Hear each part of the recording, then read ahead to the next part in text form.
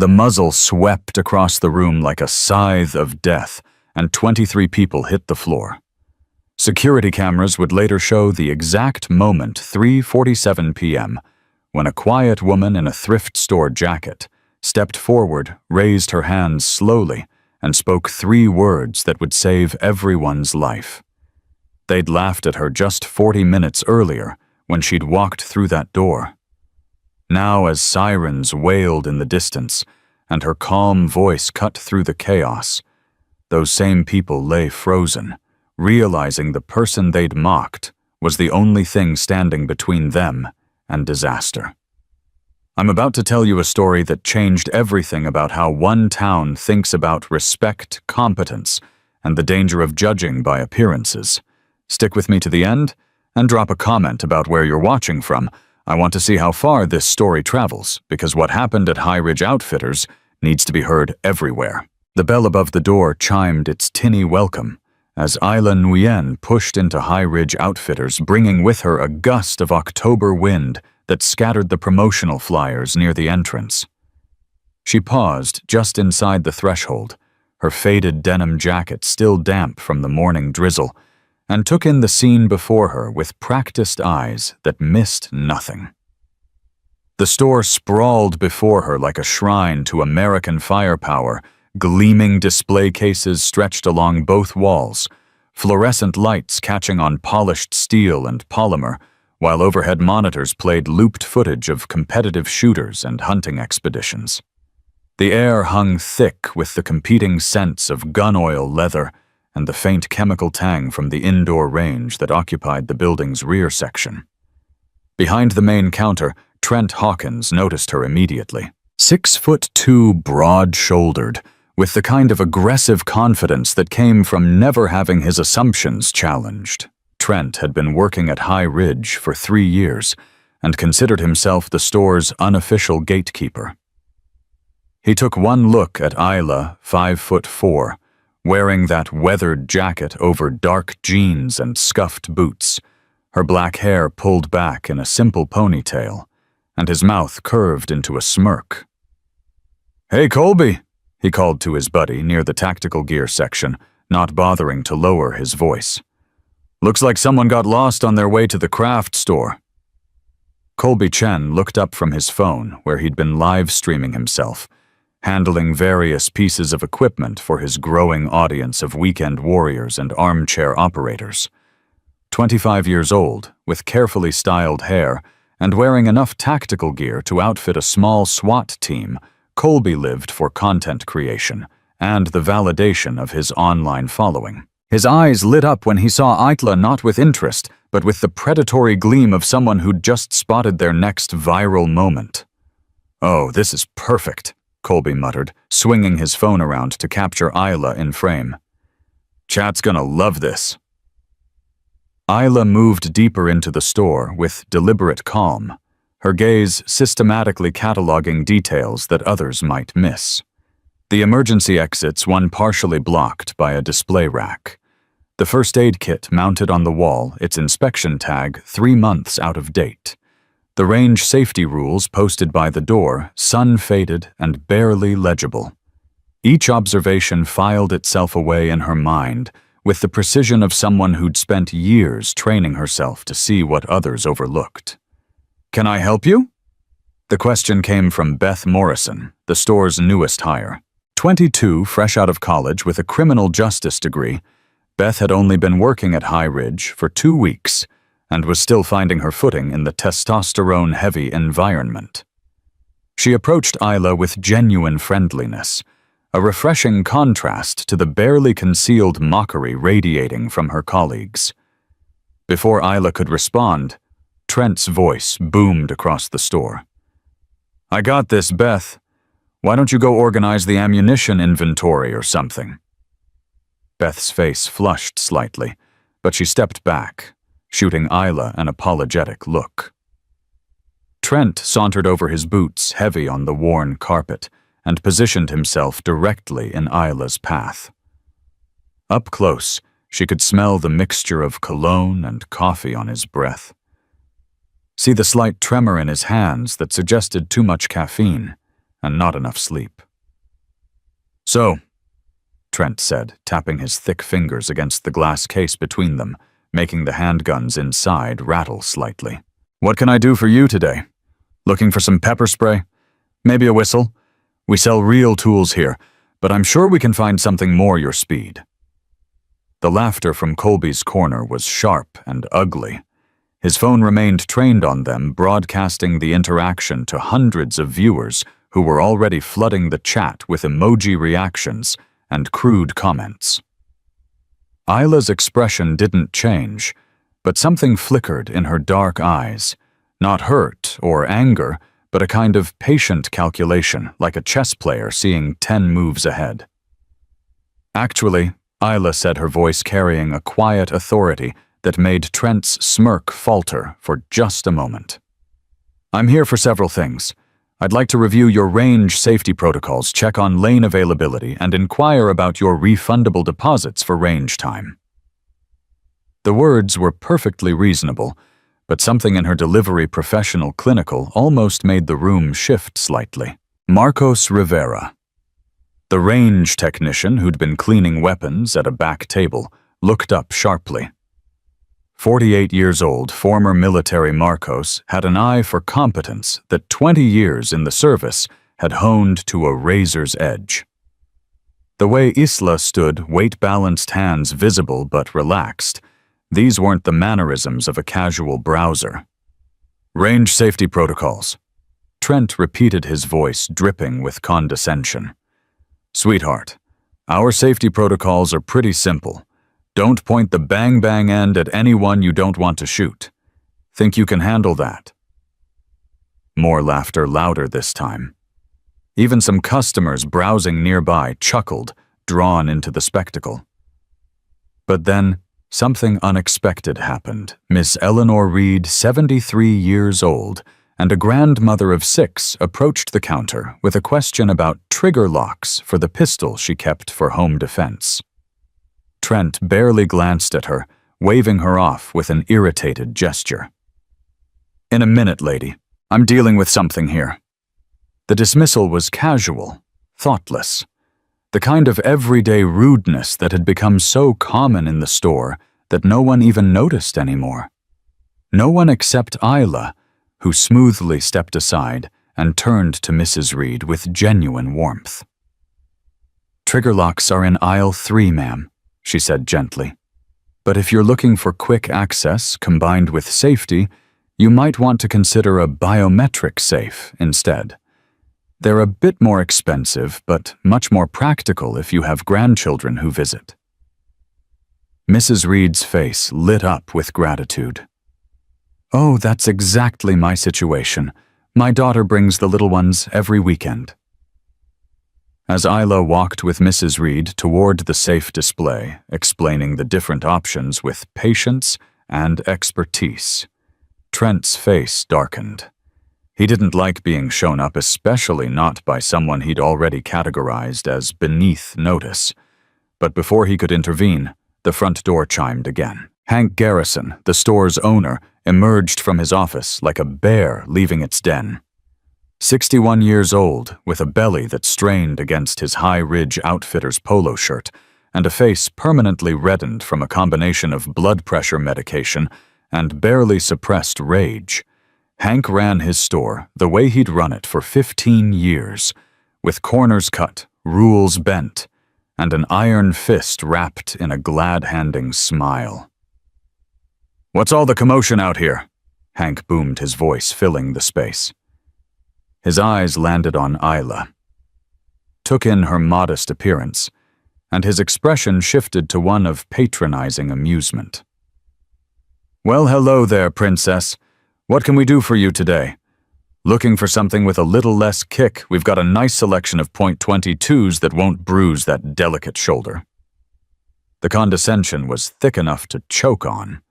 Colby's stream was eating it up, the viewer count climbing, as people sensed drama brewing. Comments flooded in, "LOL, she's so out of place.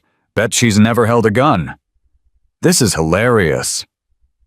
Isla finished helping Mrs. Reed select an appropriate safe, then turned back to face Hank with the same unruffled calm she'd maintained since walking in. "As I was explaining to your employee, I'm here to review your range safety setup and potentially book some lane time." "Review our safety setup." Hank's eyebrows shot up in mock surprise. "And what makes you qualified to review anything in my store?" It was the perfect setup for a crushing putdown, the kind of moment Hank lived for, putting someone in their place, establishing dominance, reinforcing the pecking order that kept his world simple and understandable.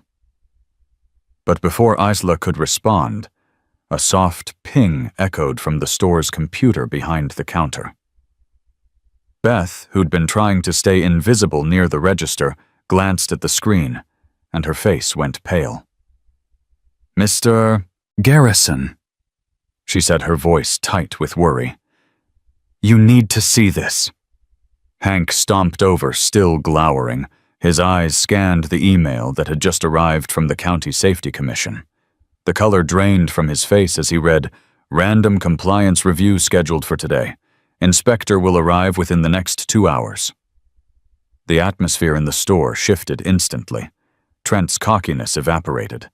Colby lowered his phone slightly, suddenly aware that he might be documenting something that could go very wrong for the store. Marcos stood up from his workbench, his expression grave. These random reviews had been instituted after a shooting range accident in the neighboring county 6 months ago, one that had resulted in a death and a 7-figure lawsuit.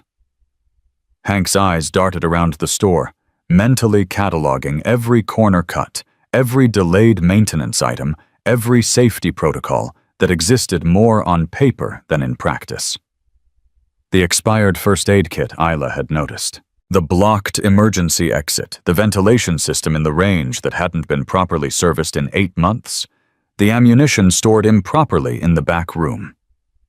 Each violation carried fines, but accumulated violations could mean losing their license to operate the range, a loss that would cost the store 40% of its revenue. "Everyone act natural," Hank hissed, but his voice cracked slightly. "Trent, go check the range. Make sure everything's proper. Colby, put that damn phone away. Beth, print out all our safety documentation, the updated versions." "We don't have updated versions," Beth whispered, her face stricken. Isla watched this scramble with an unreadable expression.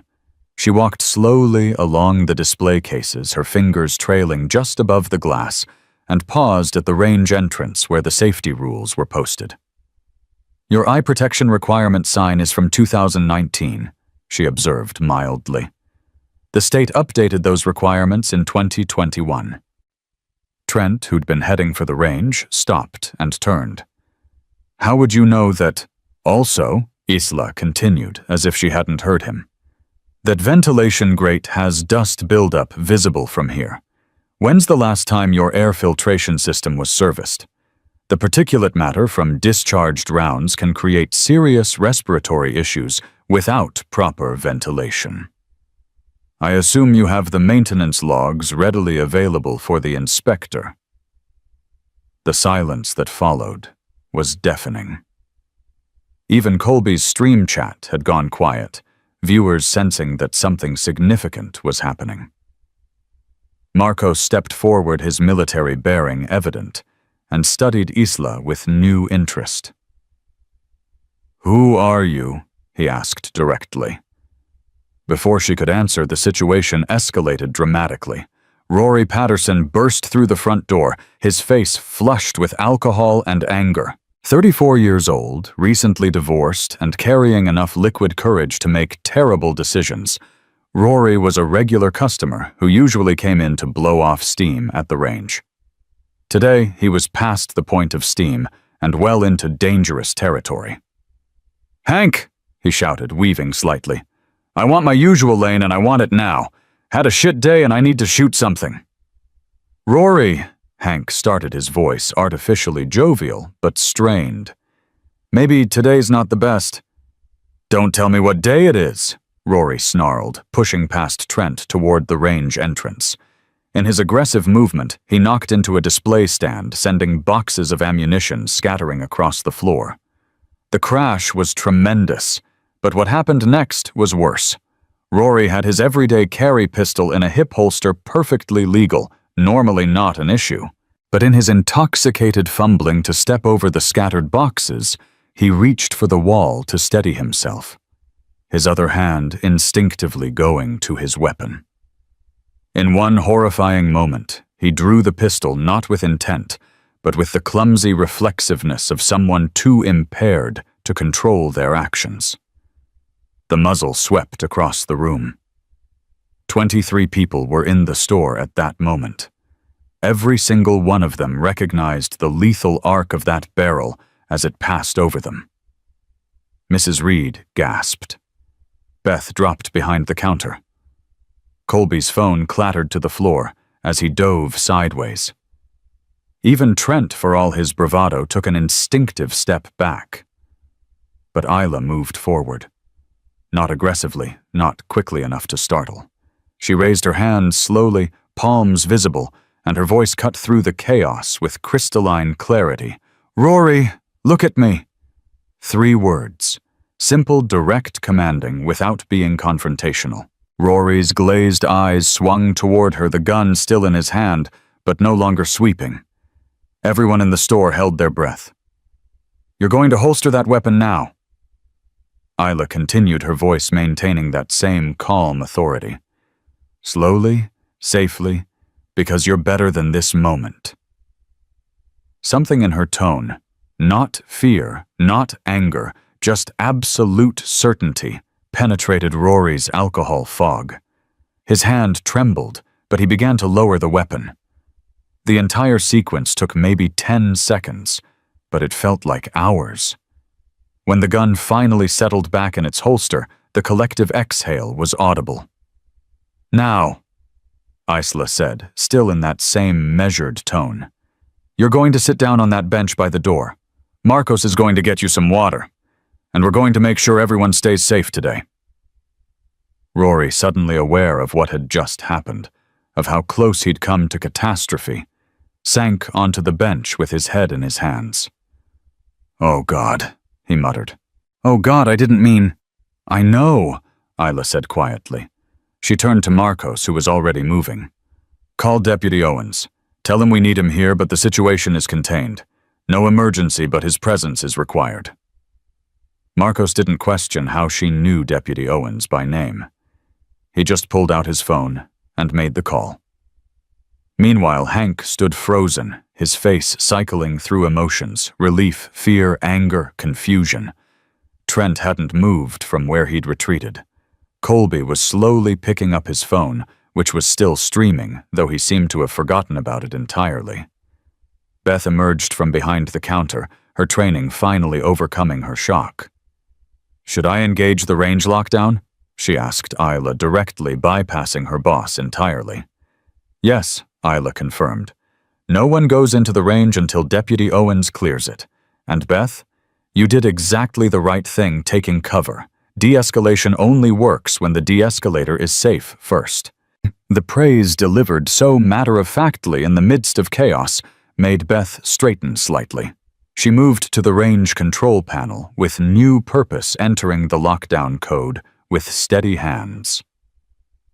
The red light above the range entrance began flashing, and the automatic locks engaged with a definitive click. It was at this precise moment that the front door chimed again. Everyone turned, expecting Deputy Owens, but instead, a woman in a severe black suit entered. Mid-40s, sharp-featured, carrying a tablet, and wearing a County Safety Commission badge on a lanyard. Avery Park Regional Compliance Auditor had arrived. She took in the scene. Rory slumped on the bench, the scattered ammunition, the tension thick enough to cut, and Isla standing in the center of it all with perfect composure. "I see I've arrived at an interesting time," Avery said dryly. Her eyes found Isla, and something like recognition flickered across her face. "Though it appears someone here knows proper crisis management protocol." Hank finally found his voice, though it came out strangled. "This isn't... We just had a small incident. Everything's under control. I can see that, Avery interrupted. She pulled up something on her tablet. I also see from the security feed that was streaming to social media, she nodded at Colby, who went white, that this small incident involved a drawn weapon in a crowded retail space. Would anyone care to explain? The weight of the moment settled on everyone like a physical presence. This wasn't just about fines anymore. This was about the store's very existence. Hank's corner-cutting Trent's negligence, the accumulated small failures that had led to this moment, all of it was about to come crashing down. But Isla stepped forward, her voice professional and clear. Ma'am, what you witnessed was a textbook de-escalation of a situation that arose from multiple systemic failures. If you'll allow me, I can walk you through both what went wrong and what went right, as well as immediate corrective actions that can be implemented. Avery studied her for a long moment.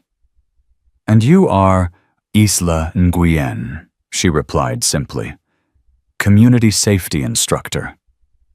The title hung in the air for a moment before Avery's expression shifted from skepticism to interest. She pulled up something else on her tablet, her eyes widening slightly. Isla Nguyen, former collegiate marksmanship champion, 3-time national competitor, certified range safety officer, consultant for... Interesting. You've worked with the sheriff's department on their school safety initiatives. The revelation hit the room like a thunderbolt. Trent's jaw dropped. Colby fumbled his phone, nearly dropping it again. Even Marcos, who'd suspected something, looked impressed. But it was Hank's expression that was most dramatic, a mixture of horror at how badly he'd misread the situation, and desperate hope that maybe, just maybe, this expert might help him salvage his business. You knew, he accused, his voice cracking. You knew there was an inspection today. I knew there was a compliance review scheduled for this quarter, Isla corrected. I didn't know it was today specifically. I came here because Mrs. Reed, she nodded at the elderly woman, is my neighbor. She mentioned she was nervous about coming here alone to ask about safety equipment. I offered to accompany her. Mrs. Reed nodded vigorously. She's helped me with my home security setup. Such a dear. I had no idea about all her qualifications. She never mentions them. Avery was typing rapidly on her tablet, documenting everything. Ms. Nguyen, given your expertise and your presence during this incident, I'd like you to participate in this review. Your observations could be valuable. Wait, Colby suddenly spoke up, his phone still recording. This is all being streamed, like hundreds of people just watched this whole thing go down. He looked at his screen, his face paling further. Oh shit, it's going viral. The clip of her stopping Rory, it's already been shared like 300 times. Hank grabbed for the phone, but Avery held up a hand. No, let it stream. Complete transparency might be the only thing that saves your license, Mr. Garrison. The public deserves to see how safety issues are addressed or not addressed in establishments like yours. The front door chimed once more, and Deputy Owen arrived, a tall, competent-looking man in his late 30s who immediately assessed the situation with professional eyes. He saw Rory on the bench, noted Isla's position, and relaxed slightly. Isla, he greeted her with obvious respect. Should have known you'd be here. Marcos gave me the basics. Weapons secured. Holstered and Rory's cooperating. Isla confirmed. But he needs to be evaluated. Public intoxication at minimum, but I think he's more of a danger to himself than others at this point. Deputy Owens approached Rory with practiced calm, and within minutes had him cuffed for his own safety, he explained, and seated more comfortably while they waited for backup to transport him for evaluation. The entire interaction was professional, compassionate, and nothing like the dramatic arrests seen in movies. Colby's stream viewers were riveted. Now, Avery said, commanding the room's attention, let's discuss what I've observed so far. Ms. Nguyen, you mentioned systemic failures. Please elaborate. Isla moved through the store with the precision of a conductor directing a symphony, pointing out each issue with clinical detachment. The emergency exit is partially blocked, creating a fire hazard and violating code. The first aid kit is expired in an emergency. Expired supplies could fail or cause additional harm. The range ventilation system shows visible neglect, which means lead particulates and other contaminants aren't being properly filtered. With each point, Hank seemed to shrink further. Trent had gone from cocky to terrified, realizing his job was almost certainly forfeit. But Isla wasn't finished. The safety signage is outdated and non-compliant with current state requirements. There's no visible emergency action plan posted. The ammunition display that Rory knocked over reveals improper storage, different calibers mixed, no proper separation between rimfire and centerfire cartridges. And most critically, she turned to face Hank directly. There's clearly no protocol for identifying and refusing service to impaired customers. We have protocols, Hank protested weakly. Written protocols that no one follows aren't protocols, Isla countered. They're legal fiction, and fiction doesn't prevent accidents. Avery was documenting everything meticulously. Mr. Garrison, are you aware that any one of these violations could result in fines? That accumulated violations could result in license suspension? That an incident involving an impaired customer with a firearm could result in permanent closure and personal liability? Hank's face had gone from red to gray. He knew. Of course he knew. He'd just gambled that he'd never get caught, that inspections would remain perfunctory, that his good old boy network would protect him. But here, with everything documented on stream, with a state inspector watching, with a weapons incident on record, all his shortcuts were coming home to roost. However, Isla said, and that single word made everyone look at her. What we also observed was Beth following proper protocol by taking cover. Marcos immediately responding to de-escalation instructions. Deputy Owens being called promptly and professionally. These are building blocks of a functional safety culture. They just need proper support and systems. Beth stood a little straighter. Marcos nodded slowly. Even Trent looked slightly hopeful. "What are you suggesting?" Avery asked, though her expression suggested she already knew.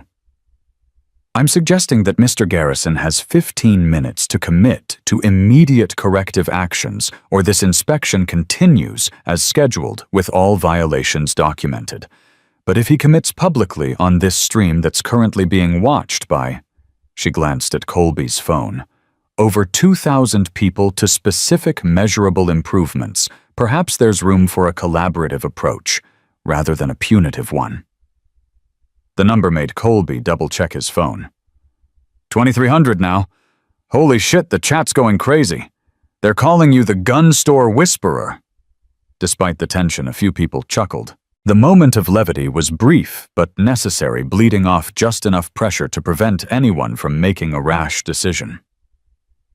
Hank looked around his store at his employees, his customers, the business he'd built, and nearly destroyed through negligence. And something shifted in his expression. "What would I need to do?" he asked quietly. Isla looked at Avery, who nodded permission. "First, immediate actions. Beth becomes interim safety officer effective immediately with a 20% raise to reflect the additional responsibilities." "What?" Beth gasped. "She's the only one who followed protocol during the incident," Isla explained. "She deserves recognition and authority. Second, Marcos conducts an immediate range safety assessment and creates a punch list of critical repairs. Nothing opens until those repairs are complete." Marcos straightened. "I can do that." Third, Isla continued, all ammunition gets properly reorganized and stored according to current standards. That's a today job, not a tomorrow job. Fourth, new safety signage gets ordered right now with temporary compliance signs posted until the permanent ones arrive.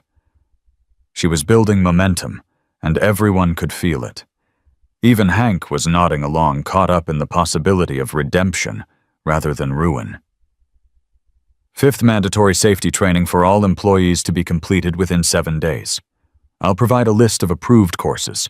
6th, implementation of a customer impairment protocol, including the right to refuse service and mandatory reporting procedures. And 7th, she paused, meeting Hank's eyes.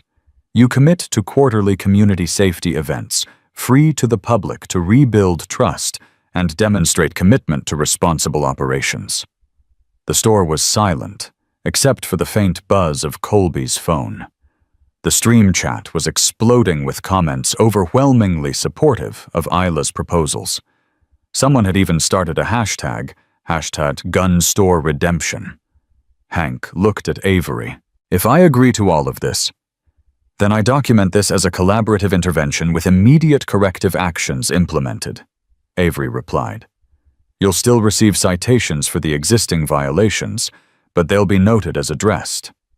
More importantly, you'll avoid suspension or revocation proceedings. And if I don't, Avery's expression was steel.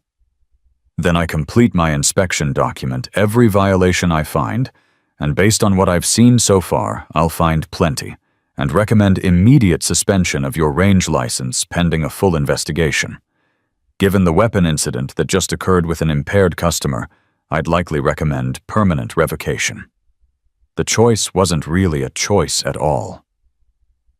But Isla had given Hank something precious away to save face while doing the right thing. He could be the owner who recognized problems and fixed them, rather than the one who got shut down for negligence. Beth, Hank said slowly, congratulations on your promotion. Marcos, start that assessment. Trent, he paused, looking at his longtime employee. You're going to lead the ammunition reorganization, and you're going to do it right. Trent nodded quickly, relief flooding his features. He hadn't been fired. He'd been given a second chance. As for the community events, Hank continued, his voice growing stronger. Ms. Nguyen, would you consider leading them paid, of course, consultant rates? Isla considered for a moment. On one condition, they're not just about firearms. They're about complete home safety, everything from proper storage to emergency planning to de-escalation techniques. We teach people how to be safe, not just how to shoot. Deal, Hank said immediately. He turned to Colby's phone, addressing the stream directly. You all heard it here. High Ridge Outfitters is committing to becoming the safest, most responsible gun store in the state. We've got work to do, and we're starting right now. The stream chat exploded with approving comments. Someone donated $50 with the message, "For the Safety Fund." Others started sharing their own stories of unsafe gun stores, praising High Ridge for taking responsibility. What had started as mockery had transformed into something approaching admiration. Deputy Owens, who'd been watching quietly, spoke up. I'll coordinate with the sheriff's office. We've been wanting to implement more community safety programs. This could be a model for the whole county. I'll need documentation of all corrective actions within 48 hours. Avery said, her tone businesslike, but no longer hostile. And I'll be back for a follow-up inspection in 30 days. Ms. Nguyen, I trust you'll be involved in that process. If Mr. Garrison wants me to be, Isla replied. I do, Hank said quickly. God knows we need the help. The next hour passed in a blur of activity. Beth threw herself into her new role with enthusiasm, creating checklists and documentation systems on the fly. Marcos's assessment was thorough, but not cruel. He identified critical issues, while also noting what was working well. Trent, chastened and grateful, reorganized ammunition, with an attention to detail no one had seen from him before. Mrs. Reed, who'd watched everything unfold, approached Isla with tears in her eyes. Dear, I had no idea when I asked you to come with me. You saved lives today. You saved lives, Mrs. Reed, Isla corrected gently. If you hadn't asked me to come, I wouldn't have been here. Sometimes the smallest actions have the biggest consequences. Colby had shifted from mockery to documentation, his stream becoming a real-time record of transformation. His viewers were engaged, asking questions, sharing the stream link. What had started as cruel entertainment had become educational content. He approached Isla hesitantly. "I owe you an apology," he said, his phone lowered for once. "I was an ass. I judge people by appearance, I don't know, stupid stuff. You just showed me how wrong I can be." "We all make mistakes," Isla replied. "What matters is what we do after we recognize them." "Would you—" He hesitated. "Would you consider doing an interview on stream? My audience, they're asking questions about safety, about what they should look for in a gun store, about de-escalation. You could reach thousands of people." Isla considered, then nodded. "After we finish here." And Colby, keep streaming the cleanup and reorganization. Show people that change is possible, that taking responsibility isn't weakness. Your platform could do real good. As the afternoon wore on, word spread through the community. The local news picked up the story from social media. The headline shifted from "Gun Store Safety Scare" to "Local Store Sets New Standard for Safety Reform." Other store owners started calling, asking about the protocols being implemented. The sheriff's office officially announced a partnership for quarterly safety training.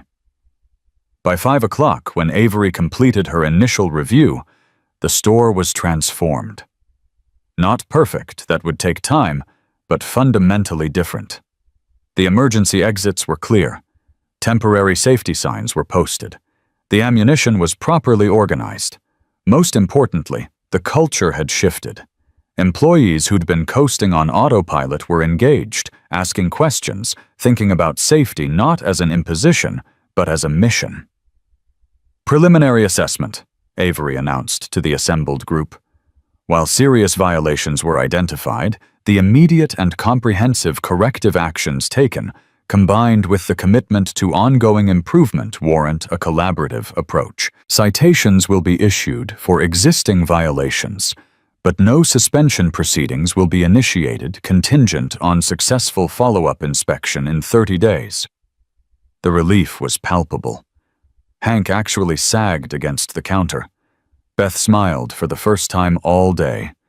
Even Trent managed a weak grin. But Avery wasn't finished. "I also want to commend Ms. Nguyen for preventing what could have been a tragic incident. Your de-escalation techniques should be studied and replicated. And Mr. Garrison, you should consider yourself fortunate that she was here today. Without her intervention, we'd be having a very different conversation, possibly involving criminal charges.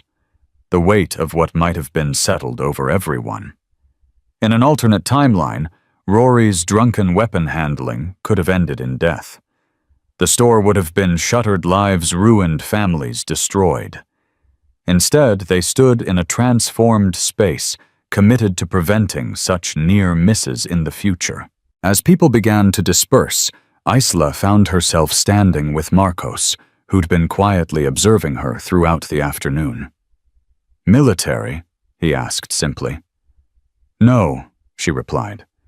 "But I trained with several veterans. They taught me that competence without humility is just arrogance in disguise, and that the quietest person in the room often sees the most." "They taught you well." He paused. "That de-escalation with Rory textbook doesn't cover it. That was art." "It was necessity," Isla corrected. "When someone's in crisis, meeting aggression with aggression only escalates. You have to give them a path back to safety, not corner them into violence." Their conversation was interrupted by Hank approaching, his demeanor completely changed from the blustering owner who'd first confronted Isla. "Ms. Nguyen, I need to apologize. The way I spoke to you, the assumptions I made, there's no excuse." "There's always an excuse," Isla replied. "What matters is choosing not to use it. You chose to change rather than defend. That takes courage. Will you really help us with the safety programs?" "If you're really committed to change, yes. But understand, this isn't a quick fix. Safety culture takes months to build and seconds to destroy. Every day will require choosing to do things right rather than easy. After today, Hank said soberly, I think we all understand that easy choices lead to hard consequences. As the sun began to set, casting long shadows through the store windows, Colby wrapped up his stream with over 5,000 viewers, the largest audience he'd ever had. His final words would later be clipped and shared thousands of times. What we witnessed today wasn't just about gun safety. It was about human safety, how we treat each other, how we judge each other, how we can choose to be better. A woman walked into this store and got laughed at for how she looked. An hour later, she'd saved lives, transformed a business, and taught us all something about respect. If you take nothing else from this stream, take this competence doesn't announce itself with swagger. Sometimes it walks in wearing a thrift store jacket and changes everything with quiet expertise. The stream ended, but the impact was just beginning. Within hours, the footage would be picked up by national news outlets. Safety organizations would request copies for training purposes. Other stores would begin implementing similar protocols. The hashtag #GunStoreRedemption would trend, sparking conversations about safety culture across the country. But in that moment, as the last customer left and the employees finished their reorganization, Isla stood in the doorway she'd entered just hours before. The same bell chimed as she prepared to leave, but everything else had changed. Beth approached her one last time. Thank you, the young woman said simply. Not just for the promotion or for saving the store. Thank you for showing me what real leadership looks like. It's not about being the loudest or the biggest.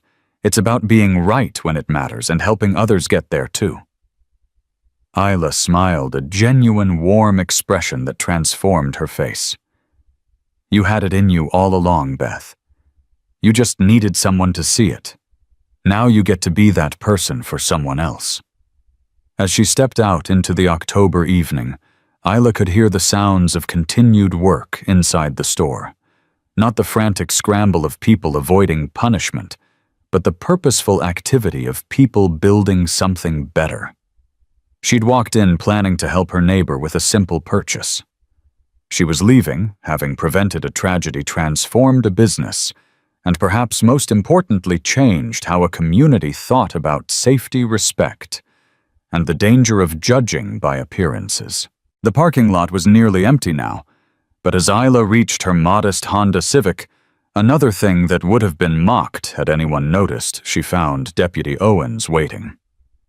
That was something to see, he said. I've been in law enforcement for 15 years, and I've never seen someone de-escalate a situation that cleanly. Rory could have killed someone. Rory was hurting, Isla replied. Divorce, job loss, drinking to cope. The gun was just the symptom. The disease was desperation without support. That's what the community programs need to address, not just safe gun handling, but recognizing crisis before it becomes catastrophe. Owens nodded thoughtfully. Would you consider working with the department more formally? We could use someone with your skills teaching de-escalation to our officers. Let's see how the community programs go first, Isla said. Build trust with the public, then expand from there. Too much, too fast, and people resist. But slow, steady change, that sticks. As she drove away, Isla didn't see Hank standing in the window watching her go with something approaching awe. She didn't see Beth carefully filing all the new documentation, already planning improvements beyond what had been mandated. She didn't see Marcos teaching Trent proper ventilation maintenance, their previous antagonism replaced by shared purpose. And she didn't see Colby starting his next stream, this one titled How I Learned to Stop Judging and Start Learning, which would become his most successful content ever. 3 days had passed since the incident at High Ridge Outfitters, but the reverberations continued to spread through the community like ripples on a pond. Isla arrived at the store early Saturday morning, to find something unexpected. A line of people waiting outside, at least 30 strong, holding coffee cups and chatting quietly in the cool morning air. Beth was already there, unlocking the door with a set of keys that still felt foreign in her hands. She spotted Isla and hurried over, her face a mixture of excitement and anxiety. "They started showing up an hour ago," she said breathlessly. "They heard about the free safety class. I didn't think we'd advertised it yet." "Word travels," Isla replied, studying the crowd. She recognized some faces, neighbors' parents from the local school, even a few teenagers with their guardians. But what caught her attention was the man at the front of the line, someone she hadn't expected to see again so soon. Rory Patterson stood there, sober, showered, wearing clean clothes and an expression of profound embarrassment. Beside him was a woman Isla didn't recognize, mid-30s professional bearing, watching Rory with a mixture of concern and support. "Ms. Nguyen," Rory said as she approached, his voice rough with emotion. "I needed to come, to apologize properly, and to learn. My sister Sarah." He gestured to the woman beside him. "She saw the video, flew in from Denver to check on me." Sarah extended her hand, her grip firm and grateful. "Thank you for saving my brother's life, and probably several others." "Your brother saved his own life when he chose to listen," Isla corrected gently. "Today he's choosing to learn. That's what matters." The door opened fully, and the crowd began filing in. Hank stood behind the counter, but his usual position of authority looked uncomfortable on him now, like a suit that no longer fit quite right. He'd spent the last 3 days reassessing everything about how he ran his business, and it showed in the uncertainty of his posture. "We've reorganized the classroom space in the back," he told Isla. "Marco set up chairs for 40, but we might need more." They definitely needed more. As the official start time approached, the store filled beyond capacity. The local news had sent a reporter. 3 other gun store owners from neighboring towns had come to observe. Deputy Owens arrived with 2 other officers, all in civilian clothes there, to learn rather than enforce. But the most surprising arrival came just as Isla was about to begin. A sleek black SUV pulled up outside, and a man in an expensive suit stepped out, corporate bearing, calculated movements, the kind of person who didn't usually frequent high-ridge outfitters. He entered quietly, taking a position at the back, but Isla noticed how Hank's face went pale when he saw him. "That's Mitchell Brennan," Beth whispered to Isla. "Regional manager for the sporting goods chain that's been trying to buy out independent stores. He's probably here to scout for weaknesses." Isla nodded, but didn't let it change her approach.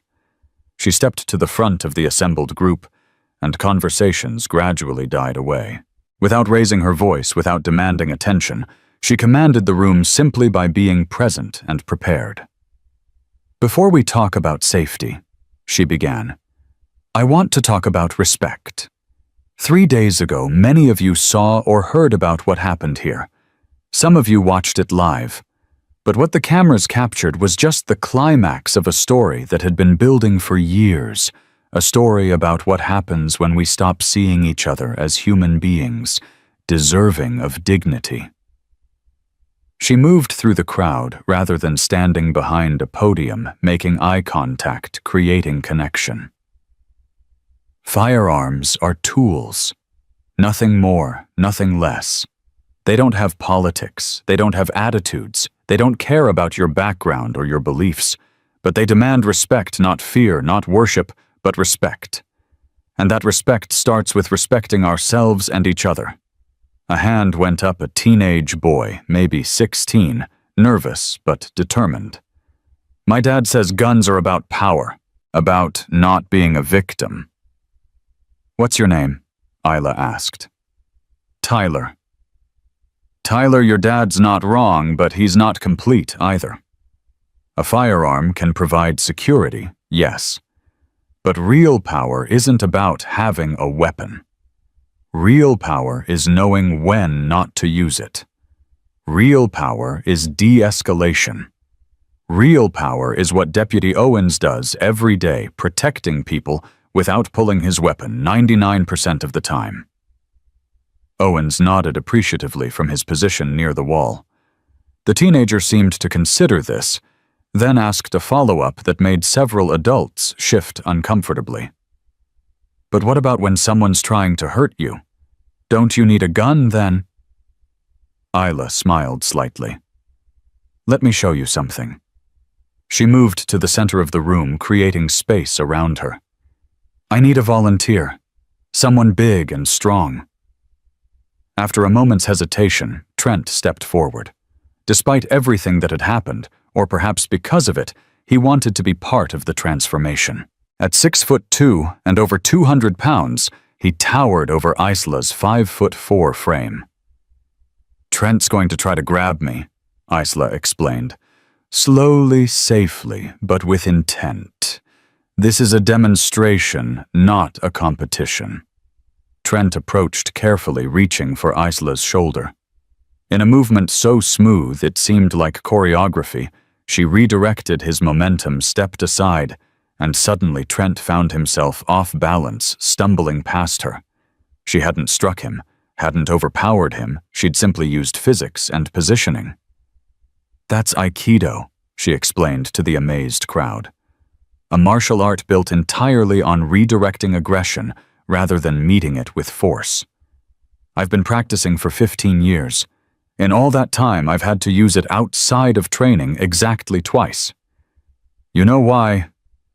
The room was silent, waiting. Because I've de-escalated hundreds of potential confrontations with words, body language, and situational awareness.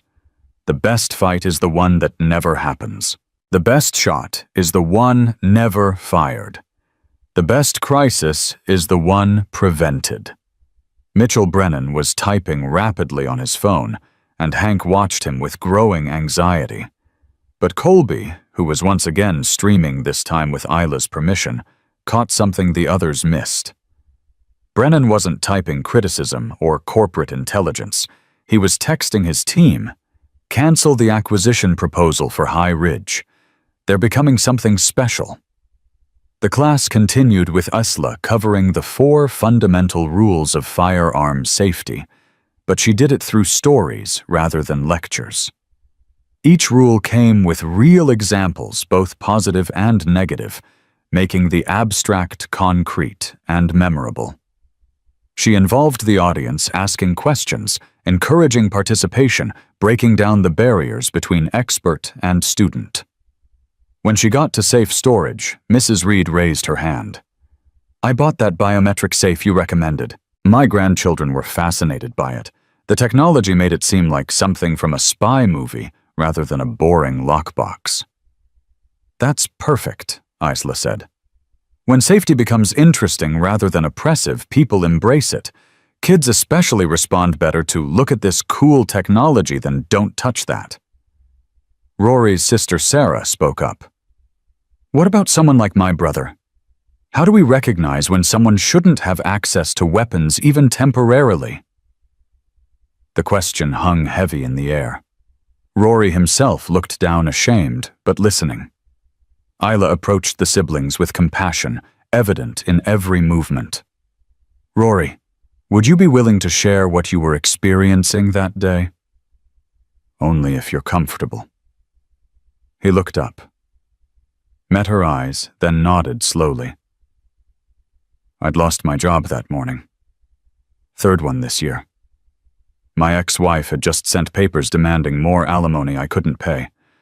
I felt like everything was crushing me. The gun made me feel like I had some control, some power. But I wasn't thinking straight. I could have killed someone. I could have killed myself. The raw honesty silenced even the skeptics in the room. This wasn't abstract policy discussion. This was human pain and near tragedy made real. Sarah took her brother's hand, and he squeezed it gratefully. Red flag laws exist for exactly these situations. Isla explained. Temporary removal of firearms during crisis periods, not as punishment, but as protection. Just like we wouldn't let someone drive drunk, we shouldn't let someone handle weapons when they're in crisis. The key is making it temporary, supportive, and non-punitive. But who decides? This from one of the visiting gun store owners, his tone challenging, but not hostile. Who gets to say someone's too unstable? In Rory's case, he decided, Isla replied. After the incident, he voluntarily surrendered his firearms to Deputy Owens for safekeeping until he completes counseling. That's the ideal self-recognition and voluntary action. But when that's not possible, there need to be clear legal pathways that protect both rights and lives. The discussion that followed was heated but respectful.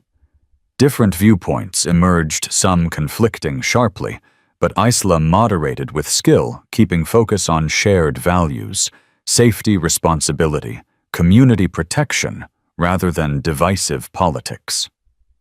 90 minutes into what was supposed to be an hour-long class, no one had left. In fact, more people had arrived standing along the walls when all seats were taken. The atmosphere was electric, with engagement so different from the mockery and tension of 3 days ago that it seemed like a different universe. Then something unexpected happened. Tyler, the teenager, who'd asked the early questions, raised his hand again. Miss Nguyen, I've been watching videos online. People doing tactical training room clearing combat shooting. It looks so cool, and they make it seem like that's what responsible gun ownership looks like. Before Isla could respond, Colby spoke up from where he'd been streaming. I used to make those videos, he admitted to the room. Tactical gear reviews speed shooting, making everything look like a video game. After what happened here, I deleted them all. That stuff, it's fantasy. It's playing soldier without understanding what soldiers actually do. Marcos stepped forward, his military bearing evident. 20 years in the Marines. 2 tours in Afghanistan. You want to know what real tactical training taught me? How to avoid engagement whenever possible. How to protect civilians. How to de-escalate. The best Marines I knew were the ones who could walk through a hostile market and leave everyone calmer than they found them. The revelation landed powerfully, especially with the younger attendees who'd been fed a steady diet of tactical mythology through social media and video games. Tyler looked thoughtful, processing this new perspective. But surely, Mitchell Brennan finally spoke from the back, his corporate voice cutting through. There's a market for tactical training. People want to feel prepared. Prepared for what? Isla challenged gently. Statistical likelihood of home invasion is minimal. Statistical likelihood of needing combat skills is essentially 0 for civilians. But statistical likelihood of accident suicide or escalation turning deadly, much higher. So what should we really be preparing for? Brennan seemed taken aback by the directness of the response, but also intrigued. Hank watched the exchange nervously, still worried about corporate predation, but something else was happening. Brennan was genuinely listening, reconsidering learning. What would you suggest? Brennan asked. From a business perspective, I mean. If not tactical fantasies, what do people actually need? Community, Isla replied simply. Connection. Confidence that comes from competence, not equipment.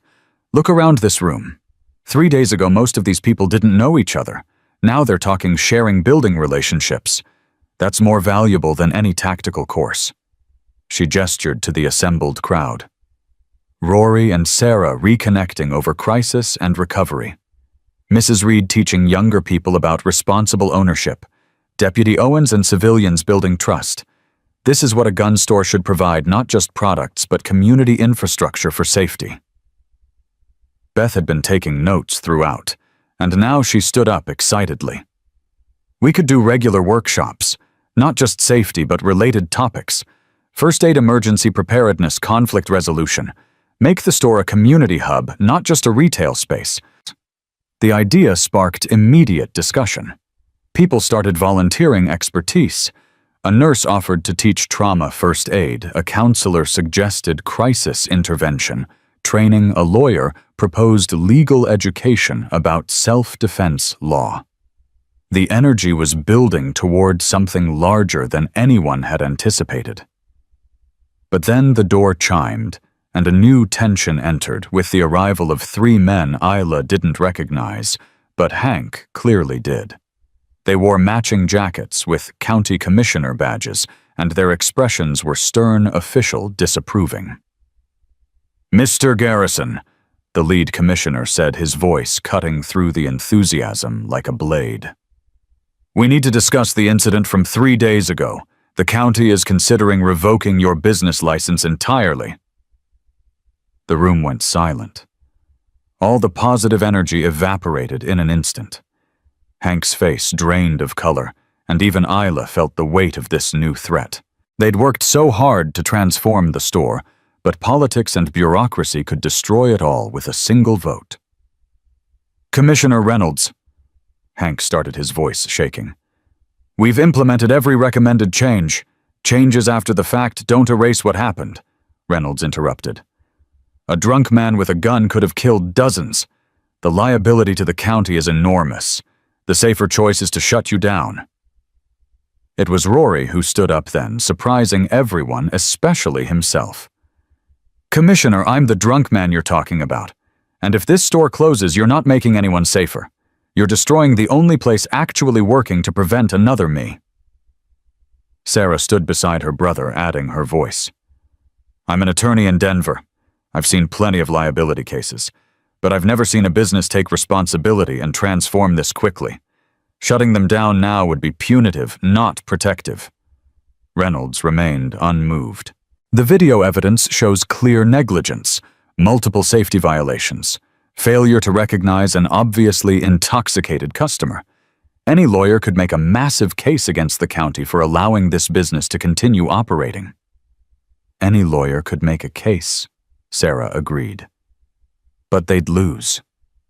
Because the video also shows immediate corrective action, successful de-escalation, and implementation of protocols that exceed state requirements. You'd be shutting down a business that's now safer than 90% of gun stores in the state." The legal sparring continued, but Isla noticed something else. Commissioner Reynolds kept glancing at his phone, and his expression was growing increasingly uncomfortable. She caught Colby's eye and mouthed, "How many viewers?" He checked his stream, and his eyes widened. He held up his phone, showing the number 12,000 and climbing. The confrontation was being watched live by more people than lived in their entire town. "Commissioner," Isla spoke up, her calm voice cutting through the argument. "Are you aware that this discussion is being broadcast to thousands of voters?" Reynolds froze, then slowly turned to see Colby's camera. His political instincts kicked in immediately, attacking a small business that was actively reforming in front of thousands of constituents was career suicide. But it was Commissioner Walsh, the younger of the 3, who provided an unexpected lifeline. "Perhaps we should observe the rest of this safety class before making any decisions. See the transformation for ourselves." Reynolds wanted to object, but the political calculus was obvious. They were trapped by transparency, forced to actually evaluate rather than simply condemn. He nodded stiffly and took a seat, followed by the other commissioners. The class resumed, but the dynamic had changed. Now it wasn't just about education, it was a performance that could determine the store's survival. Isla felt the pressure, but didn't let it change her approach. If anything, she became more thorough, more compassionate, more effective. She moved into practical demonstrations, setting up scenarios at the range with dummy weapons. Each scenario was designed to teach judgment, not just technique. When to draw versus when to retreat. How to communicate with law enforcement if you're armed during an emergency. How to secure a weapon when children are present. Tyler volunteered for a scenario where he played a homeowner hearing a noise at night. His instinct was to grab the dummy gun immediately, But Isla walked him through better options, calling 911 first, identifying the sound, considering that it might be a family member or pet. By the end, he understood that reaching for a weapon should be the last resort, not the first instinct. Commissioner Walsh was taking notes, genuinely engaged. Even Reynolds seemed to be softening, watching how the diverse crowd, young and old, experienced and novice, conservative and liberal, were all learning together, respecting each other despite differences. Then came the moment that would later be replayed thousands of times online. A man burst through the door, angry, shouting, waving what looked like a weapon. The crowd reacted with panic, some diving for cover, others freezing. But Isla moved with liquid grace, positioning herself between the threat and the crowd while calling out clear, calm instructions. "Everyone stay calm. Move to the walls. Do not engage." The intruder continued, shouting something about his rights being violated, the government overreach, the tyranny of regulations. He was clearly unstable, possibly dangerous. Commissioner Reynolds reached for his phone to call police, but Isla held up a hand. "Sir," she addressed the intruder with the same calm she'd shown with Rory days earlier. "You seem upset. Would you like to tell us what's wrong?" The man paused, confused by the lack of confrontation.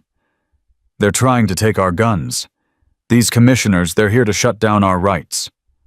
"I understand you're concerned," Isla said, taking a slow step forward. "But look around. We're having a conversation about safety, not confiscation. Would you like to join us? Share your perspective." The de-escalation was masterful. Within minutes, the man Fred Thompson, a local veteran with PTSD, who'd been triggered by rumors of the store closing, was seated his weapon, which turned out to be a painted water gun he used for protest props, set aside, participating in the discussion. But the real shock came when Marcos recognized him. "Fred, Marine Corps, you were at Fallujah 2nd Battalion." Fred's eyes widened. "Marcos, Jesus, man, I didn't recognize you. How long's it been?" The reunion was emotional, two veterans finding each other after years, bonding over shared service and shared struggles. Fred broke down, admitting he'd been struggling, that the rumors of gun confiscation had triggered his worst fears about government control. "This is why community matters," Isla told the room, which had grown quiet, watching the two veterans embrace. Fred didn't need confrontation. He needed connection. How many crises could we prevent if we just knew our neighbors better? Commissioner Walsh stood up. "I've seen enough. Commissioner Reynolds, I move that we not only allow High Ridge Outfitters to remain open, but that we officially commend them for their innovative approach to community safety. This should be a model for other businesses." Reynolds, aware of the cameras and the moment, nodded slowly. "I second the motion. But," he added, looking at Hank, "we'll expect quarterly reports on safety initiatives and community programs." "You'll get them," Hank promised, relief flooding his features. The class concluded with something unprecedented, spontaneous applause from over 60 people, including the commissioners. But Isla wasn't done. She had one more lesson to teach. "Before everyone leaves," she said, "I want to address something. Many of you have called me an expert, a hero even. But I'm neither. I'm someone who learned from others, who practiced, who prepared. Every single person in this room has that same capacity. The question is whether you'll choose to develop it." She looked directly at the camera Colby was holding. "To everyone watching online, your local gun store could be like this. Your community could have these conversations, but it requires stepping past fear and mockery, past assumptions and prejudices. It requires seeing each other as human beings worthy of respect, regardless of appearance or background." Mitchell Brennan approached as people began to disperse. "Ms. Nguyen, I'd like to discuss something with you. My company has been reconsidering our approach to the firearms retail market. Instead of acquiring stores, we're thinking about supporting community-based safety initiatives. Would you consider consulting on a national level? The offer was stunning corporate backing for the kind of transformation she'd achieved here. But Isla's response was characteristic. I'll consider it, but only if the focus remains on community building, not profit, and only if stores like High Ridge maintain their independence and character. As the crowd finally thinned, Fred Thompson approached Isla with tears in his eyes. "Ma'am, I came here to cause trouble.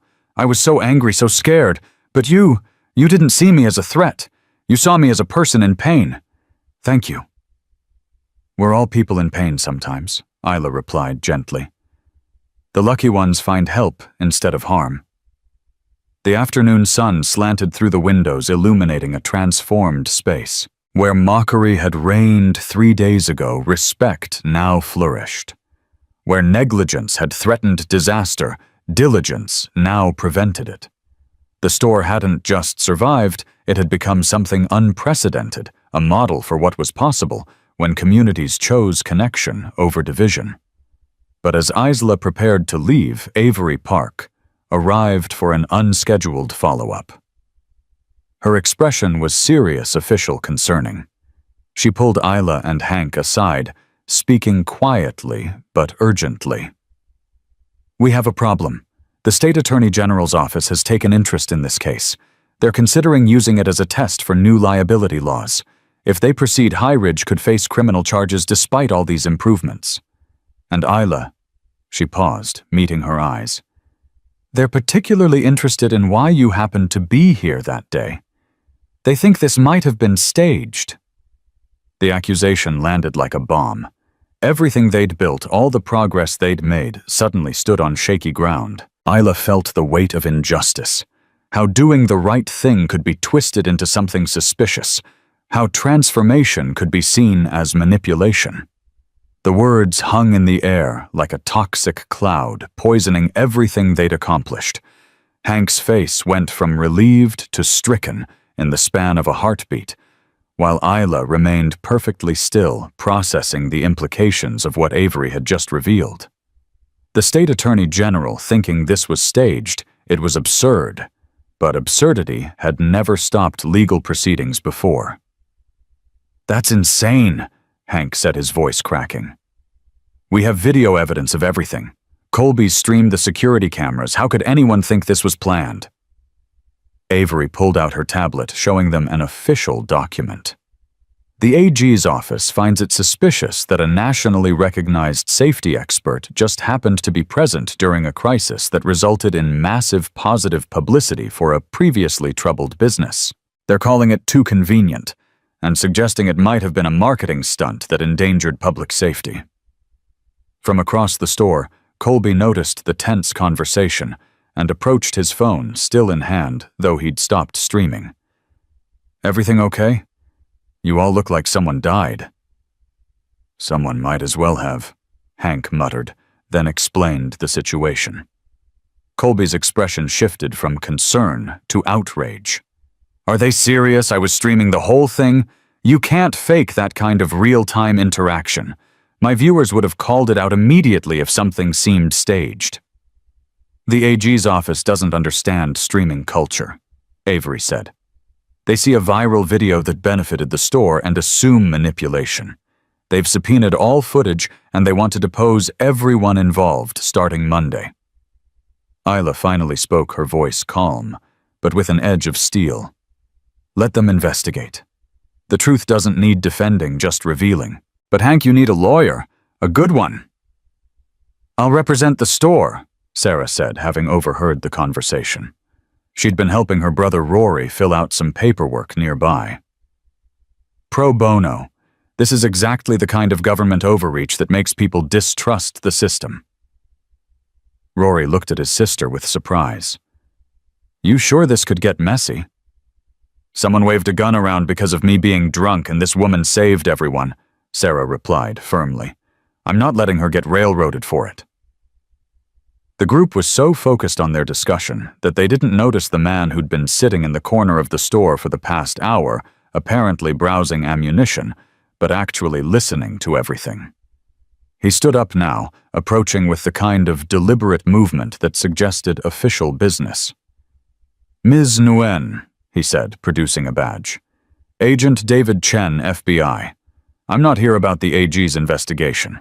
I'm here about something else entirely."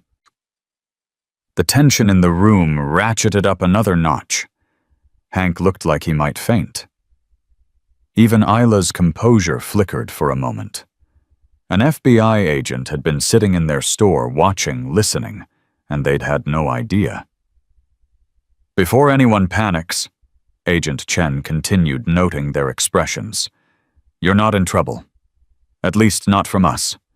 But we've been tracking some concerning online chatter. The incident here has attracted attention from extremist groups. Some see Nguyen as a government plant trying to restrict gun rights. Others see the store as a symbol of capitulation to state control." "That's ridiculous," Beth said, joining the growing circle. "We're just trying to be responsible."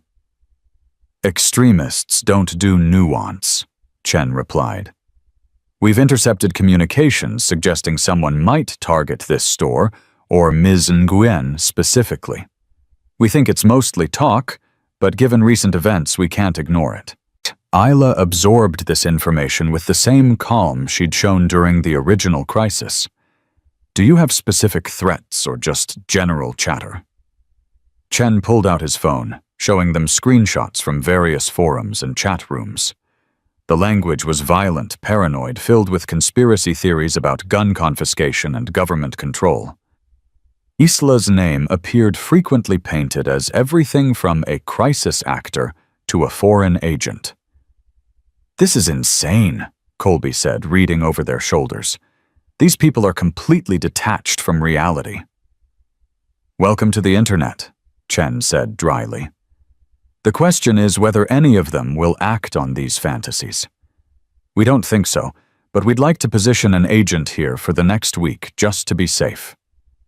"Absolutely not," Hank said immediately. "We just got the community to trust us again. Having federal agents hanging around will destroy that." "He has a point," Isla agreed. "Visible federal presence will confirm every conspiracy theory. It'll escalate rather than de-escalate." Chen considered this. "What would you suggest?" "Community protection," Isla replied. "Local people, familiar faces. If extremists see federal agents, they see oppression. If they see neighbors protecting neighbors, the narrative falls apart." Deputy Owens, who'd been helping direct traffic as people left the class, walked in at that moment. "Did I hear something about protection? What's going on?" After Chen explained the situation, Owens whistled low. "Great, just great. We finally get something positive happening, and the crazies come out of the woodwork." "I can arrange off-duty officers," Owens offered. "Plain clothes just hanging around. Make it look natural." "I'll help too," Marcos said. "I know plenty of veterans who'd be happy to keep an eye on things. We protect our own." The impromptu security planning session was interrupted by Mrs. Reed, who'd been helping clean up after the class. "Excuse me, but there's a news van pulling up outside. Actually, make that 3 news vans." Everyone rushed to the windows. Indeed, 3 different news stations were setting up, and reporters were already approaching people in the parking lot. The story had gone from local interest to state news. "This is going to get worse before it gets better," Agent Chen observed. "Media attention attracts all kinds of unwanted elements." Isla made a quick decision. "We need to control the narrative. Colby, can you stream again? Get ahead of whatever story they're planning to tell." Colby nodded, already pulling up his streaming app. "On it. What's the message?" "The truth," Isla said simply. "That a community came together to improve safety. No politics, no agenda, just neighbors helping neighbors." As Colby began streaming, introducing the situation to his growing audience, one of the reporters managed to get inside. She was young, aggressive, clearly looking for controversy.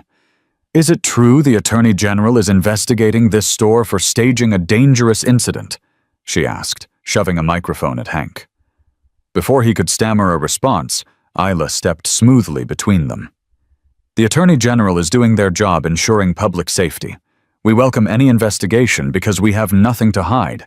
Every moment was documented, every action was transparent." "But isn't it convenient that you, a safety expert, just happened to be here during a crisis?" the reporter pressed. "I was here because my elderly neighbor asked me to accompany her," Isla replied calmly. "If that's suspicious, then every act of kindness becomes suspect. Is that really the world we want to live in?"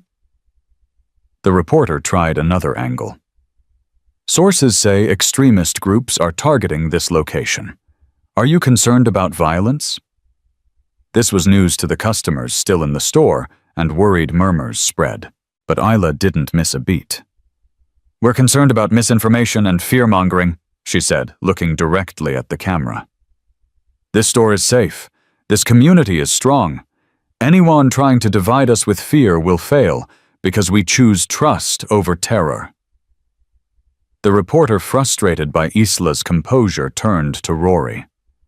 "Sir, you're the man who was intoxicated with a weapon. Do you think you should face charges?" Rory flinched, but before he could speak, Fred Thompson stepped forward. The veteran who'd burst in with the water gun earlier was still there, having found unexpected community. "You want to talk about charging people in crisis?" Fred said, his voice shaking with emotion. "This man had a bad day and made a mistake. He owned it, got help, and is making amends. That's what Americans do. We fail, we learn, we get better. You media vultures just want blood for ratings." The confrontation was getting heated when something unexpected happened. Commissioner Walsh, who'd left earlier, walked back in with two other people, a man and a woman in expensive suits, who looked like they'd stepped out of a corporate boardroom. "Ms. Nguyen," Walsh said, "these are representatives from the Whitman Foundation. They've been watching the situation here and have a proposal." The woman who introduced herself as Director Patricia Morse spoke with practiced authority. "The Whitman Foundation funds innovative community safety programs. What you've achieved here in 3 days is remarkable. We'd like to offer a grant $2 million over 3 years to expand this model to other communities." The room went silent. $2 million was transformative money enough to change everything. But Isla's expression remained cautious. "What are the conditions?" she asked. "Full documentation of methods, quarterly reports, and agreement to train other communities," Morse replied. "We want this replicated nationally." "And who controls the program?" Isla pressed. "The community," Morse said, surprising everyone. "We provide funding and infrastructure, but local communities maintain control. We've learned that top-down approaches fail." Hank was practically vibrating with excitement, but Isla held up a hand. "We need to discuss this as a community. Can you give us time?" "Of course," Morse said. "But decide quickly. Political windows don't stay open long." As the Foundation representatives left, Agent Chen's phone buzzed urgently. He read the message, his face darkening. "We have a problem," he said quietly. "Our monitoring picked up specific chatter. Someone's planning something for tonight. They know about the media presence and want to make a statement." "Who?" Owens asked, immediately shifting into cop mode. "Unknown, but they're local. They mentioned details only someone from this area would know." The store erupted in concerned discussion. Parents worried about safety, business owners worried about property. Everyone worried about their community becoming a flashpoint for violence. But Isla raised her voice just enough to cut through the chaos. "Stop," she said firmly. "This is exactly what they want, fear division neighbors suspecting neighbors. We're not going to give them that." "Then what do we do?" someone asked. "We stay open," Isla replied. We continue as planned. Tomorrow's youth safety class happens on schedule. If we close, if we hide, they win. That's insane, the reporter said, still recording. You're risking lives for principle. No, Isla corrected. We're saving lives through principle. Every time we surrender to fear, extremism grows stronger. Every time we stand together, it weakens. Marcos stepped forward. I'll stay tonight. Keep watch. Me too, said Fred. And me, added Beth. One by one, people volunteered, not out of obligation, but out of ownership. This was their store now, their community, their stand. Even Trent, who'd been so dismissive days ago, raised his hand. I was part of the problem, he said quietly. Let me be part of the solution. As plans formed for an overnight watch, Sarah pulled Isla aside. This is escalating beyond a simple legal matter. You need personal protection. I need community connection, Isla countered. If I separate myself, I become a symbol instead of a neighbor. That's when things get dangerous.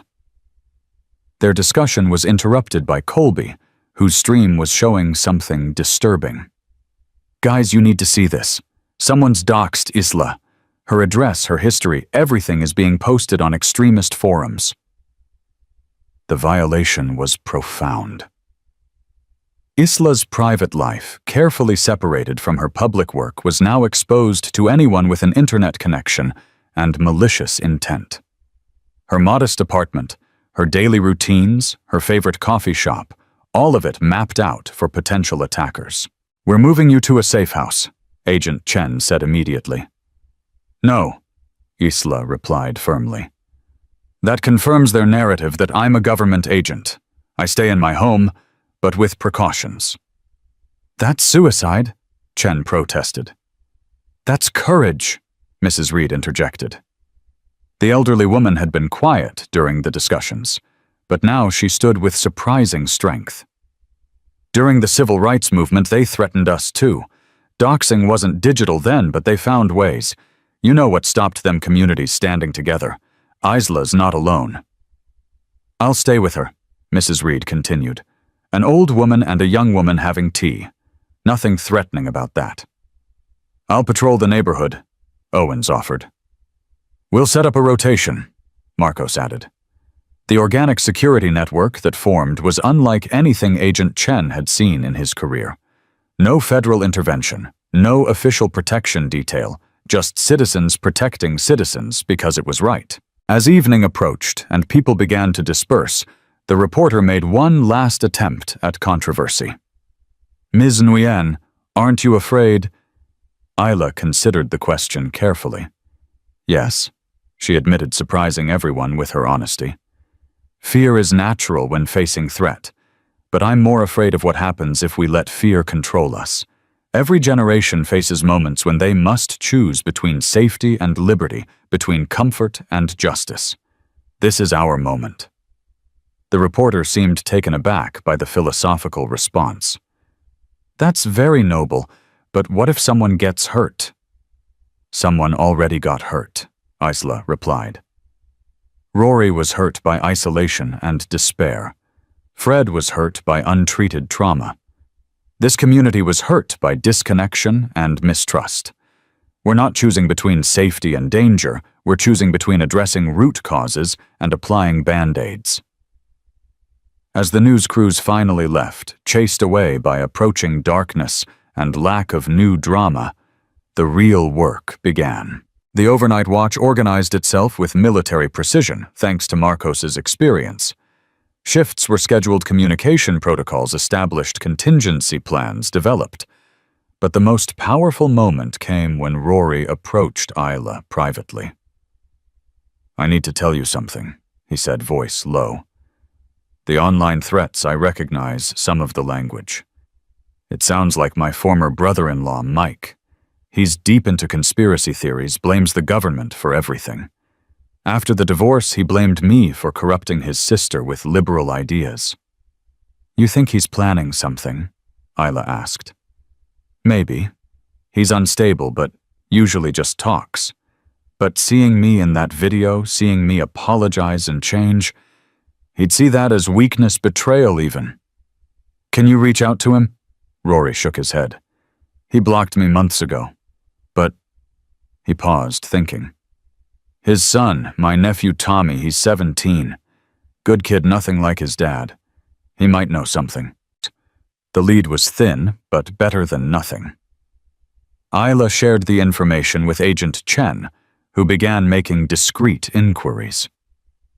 Meanwhile, the store settled into an uneasy quiet, with volunteers taking their positions for the night watch. Around 9 p.m., as Isla was preparing to leave with Mrs. Reed, her phone buzzed with an unknown number. The text was simple, but chilling. You destroyed my family. Tonight I return the favor. She showed it to Chen, who immediately began tracing procedures. But Isla noticed something others missed. The area code was local, and the timestamp suggested the sender was close. Very close. They're here, she said quietly to Marcos. Somewhere nearby, watching. The tension ratcheted up palpably. Everyone suddenly became hyper-aware of their surroundings, every shadow potentially hiding a threat. But Isla remained calm, thinking through possibilities. They want fear, she said. They want us scrambling, panicking. So we do the opposite. Continue as normal, but alert. The next hour was excruciating. Every car that passed drew scrutiny. Every person walking by was evaluated. The watchers were themselves being watched, creating a recursive loop of surveillance and suspicion. Then at 10:17 p.m. motion sensors, Marcos had quietly installed detected movement near the store's back entrance. Multiple figures moving with purpose. This was it. The threatened action was beginning. Positions, Marcos said quietly into his radio. The volunteers moved smoothly. No panic, just purposeful preparation. Isla started toward the back, but Chen grabbed her arm. You're the target. Stay central. Stay visible to cameras. She nodded, understanding the logic even as it grated against her instincts. From her position, she could see monitors showing the camera feeds. 3 figures in dark clothing were approaching the back door, one carrying something. Chemical accelerant, Marcos identified. They're planning arson. The situation was critical. A fire would destroy not just the store, but everything they'd built, the community trust, the progress, the hope. But responding with force would escalate, potentially leading to violence. Let me talk to them, Isla said. Absolutely not, Chen replied. But Isla was already moving not toward the back, but to the front door. She stepped outside, clearly visible in the parking lot lights, and called out in a clear voice. Mike Patterson, I know it's you. Your nephew Tommy told us you were hurting. Your family is worried about you. This isn't the answer. The bluff was desperate. Tommy hadn't been contacted yet, but it worked. The figures at the back froze. One of them broke away, circling around toward the front. As he entered the light, his face was visible, mid-40s, angry, desperate, clearly Mike Patterson. You don't know anything about my family, he snarled. You turned my brother-in-law into a weak, apologetic shell. You're destroying everything that makes America strong. I helped your brother-in-law avoid prison or death, Isla replied calmly. He's getting help. He's reconnecting with Sarah.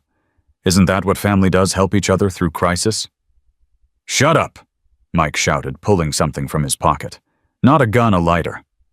This store is a symbol of surrender. It needs to burn. Then burn it, Isla said, shocking everyone. But know that you're not burning a building. You're burning the place where your nephew learned gun safety, where your elderly mother could get help with home security, where veterans like Fred found community instead of isolation. Mike hesitated, the lighter flickering in his hand. You're angry because the world changed and left you behind. Isla continued, taking a slow step forward. I understand that, but burning this won't change anything back. It'll just add arson to your problems. Stop psychoanalyzing me. Mike screamed, but his voice cracked, revealing the pain beneath the anger. It was then that Rory stepped out of the store. Mike's attention snapped to his former brother-in-law, rage flaring anew, but Rory didn't retreat. "Mike," he said simply, "I'm sorry."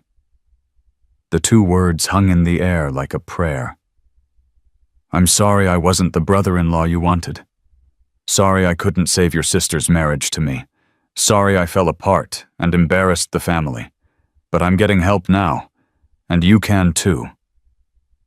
Mike's hand shook the lighter, wavering. His two companions had disappeared, fled, when the situation shifted from simple arson to complex emotional confrontation. He stood alone, isolated, the very thing he feared made manifest by his own actions. "They all left you," Isla observed gently. "Just like you feel everyone else has. But we're still here. Rory's still here. You don't have to be alone in this." The lighter fell from Mike's hand, clattering on the asphalt. He collapsed to his knees, sobbing deep, wrenching sobs of someone who'd held too much pain for too long. Rory moved forward, kneeling beside the man who'd planned to burn down the store, and put an arm around him. "It's okay," Rory said quietly. "We're going to get through this." The scene was surreal, attempted arsonist being comforted by intended victim, surrounded by people who'd volunteered to prevent violence, now witnessing redemption. Agent Chen stood down the tactical team he'd quietly assembled. Deputy Owens lowered his hand from his service weapon. The crisis had passed not through force, but through connection. Mike would still face charges. Attempted arson was serious, but Sarah was already discussing reduced charges in exchange for mental health treatment.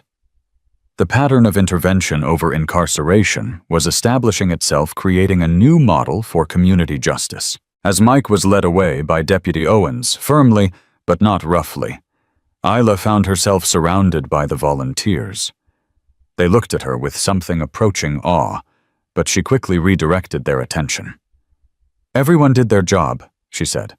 "Marco spotted the threat. Chen coordinated response. Rory provided the breakthrough. This wasn't about one person, it was about community." "But you stood out there exposed, knowing they wanted to hurt you," Beth pointed out. "Because I trusted all of you to have my back," Isla replied. "That's what community means, not just living near each other, but living for each other."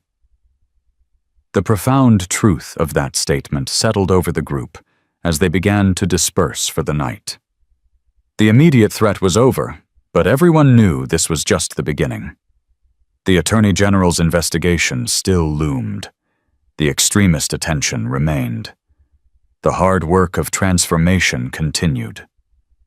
As Isla finally prepared to leave with Mrs. Reed, Agent Chen approached one last time. "What you did tonight was either brilliant or insane." "Sometimes they're the same thing," Isla replied. "The safe choice would have let Mike burn the store. The risky choice saved both the store and Mike. Which outcome serves the community better?" Chen had no answer for that. He watched as Isla helped Mrs. Reed into her car, two women heading home, after preventing catastrophe through nothing more than words and courage. His entire career had been built on force and procedure, but tonight he'd witnessed something different: power through vulnerability, strength through compassion. The store stood intact, its lights still on, a beacon in the darkness. Inside, volunteers continued their watch, but the atmosphere had shifted from fear to determination. They'd faced the threat and survived not through violence, but through values. Tomorrow would bring new challenges. The Attorney General would continue investigating. The media would continue sensationalizing. The extremists would continue threatening. But tonight, A community had proved that connection could triumph over chaos, that neighbors protecting neighbors was more powerful than any external force. The morning arrived with an unseasonable frost that painted the store windows with delicate patterns, but inside High Ridge Outfitters, the atmosphere was anything but delicate. Isla arrived at 6 a.m. to find Hank already there, surrounded by papers, his face haggard from a sleepless night spent preparing for the Attorney General's investigation that would begin in just 3 hours. "They sent over their witness list," he said, without preamble, sliding a document across the counter. "They're deposing everyone, even customers who were just browsing that day. They're treating this like a conspiracy." Isla scanned the list, noting names she recognized, and several she didn't. One name made her pause: Detective Ray Morrison from the state police, Beth's uncle. She hadn't been aware he'd been assigned to the case. "Beth doesn't know," Hank said, noticing her reaction. "Her uncle's been investigating us without telling her. She's about to find out her family's been working against her." Before Isla could respond, Beth herself walked in, carrying coffee and wearing the determined expression of someone ready to fight. "Morning. I've reorganized all our safety documentation and created a timeline of every improvement we've made. They want to paint us as negligent. Let them try to argue with facts." The irony of her enthusiasm, given what she was about to discover, made Isla's chest tighten. But there was no time to soften the blow. A black sedan pulled up outside, and Detective Morrison stepped out, his resemblance to Beth unmistakable even from a distance. Beth's coffee cup hit the floor, the crash echoing through the store as brown liquid spread across the tiles she'd mopped just yesterday. "Uncle Ray." Her voice was barely a whisper, disbelief and betrayal warring on her face. Morrison entered the store with 2 other officials, his expression professionally neutral until he saw his niece. Something flickered across his face. Regret, perhaps, or shame, before the mask reasserted itself. "Beth, I didn't know you worked here," he said, the lie transparent to everyone present. "You've known for a week," Beth replied, her voice gaining strength. "Mom told you at Sunday dinner. You sat there eating her pot roast while investigating my workplace, and you didn't say a word." "I had a job to do," Morrison said stiffly. "This isn't personal." "Everything's personal when it's family," Beth shot back. "But I guess you choose your job over family, just like Dad always said you would." The reference to some old family wound made Morrison flinch, but before he could respond, Sarah arrived with a litigation team that looked like they'd stepped out of a legal thriller, 3 lawyers in sharp suits carrying boxes of documents and tablets loaded with case law. "Detective Morrison," Sarah said coolly. "I'm representing High Ridge Outfitters. I trust you've reviewed our submitted evidence showing that every action taken was in compliance with state law and, in fact, exceeded required safety standards. We're here to determine if the incident was staged," Morrison replied, regaining his professional composure. "The coincidence of Ms. Nguyen's presence is suspicious." "Coincidence isn't conspiracy," Sarah countered. "Unless you have evidence of premeditation, this investigation is harassment." The legal sparring continued as more people arrived for their depositions. Colby showed up with his phone and a laptop containing every second of footage from that day. Marcos brought military-style documentation of everything he'd observed. Even Mrs. Reed came wearing her best dress and carrying a purse that contained, she would later reveal, a recorder of her own. She didn't trust the government to tell the truth about what was said. But the most dramatic arrival was Rory, accompanied not just by his sister, but by Mike Patterson, out on bail and looking like a man who'd aged 10 years in one night. The attempted arsonist's presence caused immediate tension. "What's he doing here?" Morrison demanded. "He's here to testify," Sarah said simply, "about how this store's transformation prevented him from making the worst mistake of his life." about how compassion succeeded where punishment would have failed. "He tried to burn the place down," Morrison protested. "And they stopped him with words instead of bullets," Mike said, speaking for the first time. His voice was rough, broken. "Any other store, I'd be dead or in prison for 20 years. These people saved my life by seeing past my anger to my pain." Morrison looked uncomfortable with this narrative disruption. He'd come expecting to find evidence of staging and manipulation. Instead, he was confronting genuine human transformation. The depositions began in the store's back office, which had been converted into a makeshift legal chamber. Isla was scheduled third after Hank and Beth, but she could hear raised voices through the thin walls, Beth defending her new position, her uncle questioning her qualifications, family dynamics playing out in legal language. While waiting, Isla noticed something troubling on Colby's stream. He was broadcasting the gathering as usual, but the comments were different, organized, coordinated. Someone was directing trolls to flood the chat with specific messages about government overreach and staged events. The digital attack was sophisticated, suggesting professional involvement. "We're being targeted by a disinformation campaign," she told Agent Chen, who'd maintained his presence despite the official investigation. Chen looked at the stream, his expression darkening. "Those IP addresses. Some are coming from overseas. This isn't just local extremists anymore. Someone's weaponizing this situation." Before they could investigate further, shouting erupted from the office. Beth burst out, tears streaming down her face, her uncle following. "You're trying to destroy everything we've built because you can't stand that we did it without official approval," she accused. "I'm trying to determine the truth," Morrison insisted, but his voice lacked conviction. "The truth is that you've always resented our side of the family for being working class," Beth said, years of suppressed family tension erupting. "Now that I'm actually making a difference, you can't stand it. You need us to fail to prove you were right to look down on us." The personal attack made Morrison step back, genuinely shaken. Other family members' words echoed in Beth's accusation, decades of class division within their extended family, laid bare in a gun store in front of state investigators. It was Mrs. Reed who intervened, approaching Morrison with grandmother authority. "Young man, I don't know your family troubles, but I know what I saw. That girl," she pointed at Beth, "acted with more professionalism and courage than people twice her age. If you can't see past your prejudices to recognize competence, then you're the one who shouldn't be investigating." The elderly woman's intervention created a pause that Isla used strategically. "Detective Morrison, would you like to see something? Not testimony, not argument, just observation." Morrison, off balance from the personal attacks, nodded warily.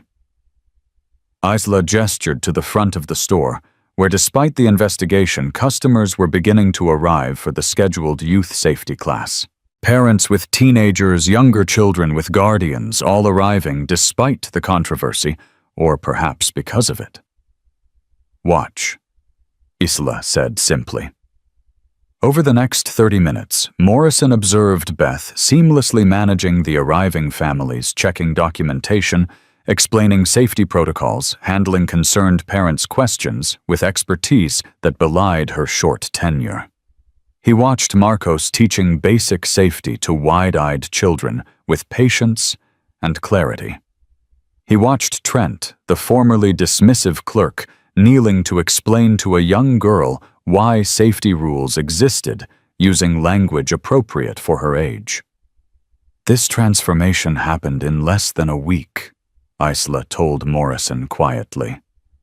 "Do you really think that could be staged?" Morrison's carefully constructed case was crumbling before his eyes. But rather than admit error, he doubled down. Anyone can put on a show when they know they're being watched. It was then that Tyler, the teenager from the first safety class, approached with his father, a man Isla hadn't met before.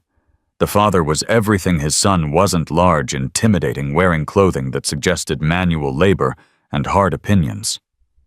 You the woman teaching my boy to be weak, the father demanded, his voice carrying across the store. Everyone tensed. This was exactly the kind of confrontation that could destroy everything they'd built. Morrison watched with interest, perhaps hoping for an incident that would support his case. I'm teaching your son to be thoughtful, Isla replied calmly. There's nothing weak about preventing violence. Violence is what protects us, the father countered. My boy needs to be ready to fight, not talk. Dad, please, Tyler said, embarrassed. She's right about quiet, his father snapped. Then to Isla, you're filling his head with liberal nonsense about de-escalation and conversation. The real world doesn't work that way. The real world is exactly where I learned these skills, Isla replied. Would you like me to demonstrate? The challenge hung in the air. The father, whose name was Carl, stood 6'4" and weighed at least 250. The idea that Isla could demonstrate anything physical against him seemed absurd. You're going to fight me? Carl asked, incredulous. No, Isla said. I'm going to show you how unnecessary fighting is. Beth, may I borrow your training pistol? Beth handed over the bright blue plastic training weapon they used for safety demonstrations. Isla checked it, obviously showing everyone it was harmless, then handed it to Carl. Point it at me, she instructed. Simulate a threat. Carl hesitated, then raised the training weapon, in a movement so smooth it seemed like water flowing. Isla stepped offline, redirected his arm, and suddenly Carl found himself off balance with the training weapon pointed at the floor. She hadn't struck him, hadn't wrestled him. She'd simply used his own momentum against him. That's technique, she said. Now let me show you something more important. She reset, having Carl point the weapon again. This time, instead of moving, she spoke. Carl, your son Tyler told me you served in Iraq. Second tour was rough. IED took out half your squad. That's why you're so protective, isn't it? You've seen what violence does, and you want him prepared. Carl's hand shook. The training weapon lowered slightly. How did you Tyler shouldn't have? He's proud of you, Isla continued. But he's also scared. Not of external threats, but of disappointing you. He wants to be strong like you, but strength isn't just about fighting. You know that. You've seen 18-year-olds with guns who were dangerous because they were scared, not strong. The weapon lowered completely. Carl's tough facade cracked, revealing the fear and pain beneath. I need him to be safe. Safety comes from judgment, not just firepower, Isla said gently. You survived Iraq not because you were the toughest, but because you were smart. That's what we're teaching, the same survival skills that kept you alive, just applied to civilian life. Carl stood there for a long moment, processing. Then he did something no one expected. He apologized. I'm sorry. I came in here ready to fight because I was scared. You're right. That's exactly what I don't want him to learn. The moment was powerful, but Morrison seized on it differently. So you research people, manipulate them with personal information. Tyler mentioned his father's service during our first class, Isla explained. I remembered because I respect veterans. Using relevant information to prevent conflict isn't manipulation, it's intelligence. It's exactly the kind of tactic someone would use if they were staging events, Morrison pressed. Sarah immediately objected. Detective, you're reaching. Your remembering personal details is called being a good teacher, not conspiracy. The argument was heating up when Agent Chen's phone buzzed urgently. He read the message, his face going pale. We have a problem, a much bigger problem. He showed the message to Isla and Morrison. Credible threat of mass shooting event at gun store location today. Multiple sources confirm. Evacuate immediately. The store erupted in controlled chaos. Parents grabbed children. Marcos began coordinating evacuation procedures they'd only just established. Beth called 911 while simultaneously guiding people to exits. But Morrison stood frozen, the reality of actual danger versus his theoretical investigation creating cognitive dissonance. "This could be another manipulation," he said weakly. "Are you willing to bet lives on that?" Isla asked sharply. "Your niece's life." That snapped him into action. Morrison began helping with evacuation, his police training finally overriding his investigative agenda. Within minutes, the store was empty except for essential personnel and law enforcement. "I'm staying," Hank declared. "This is my store." "Me too," Beth added, standing beside her boss. "If there's a real threat, you need to leave," Morrison told his niece, genuine concern breaking through. "Now you care," Beth asked bitterly. "When it's danger, you understand.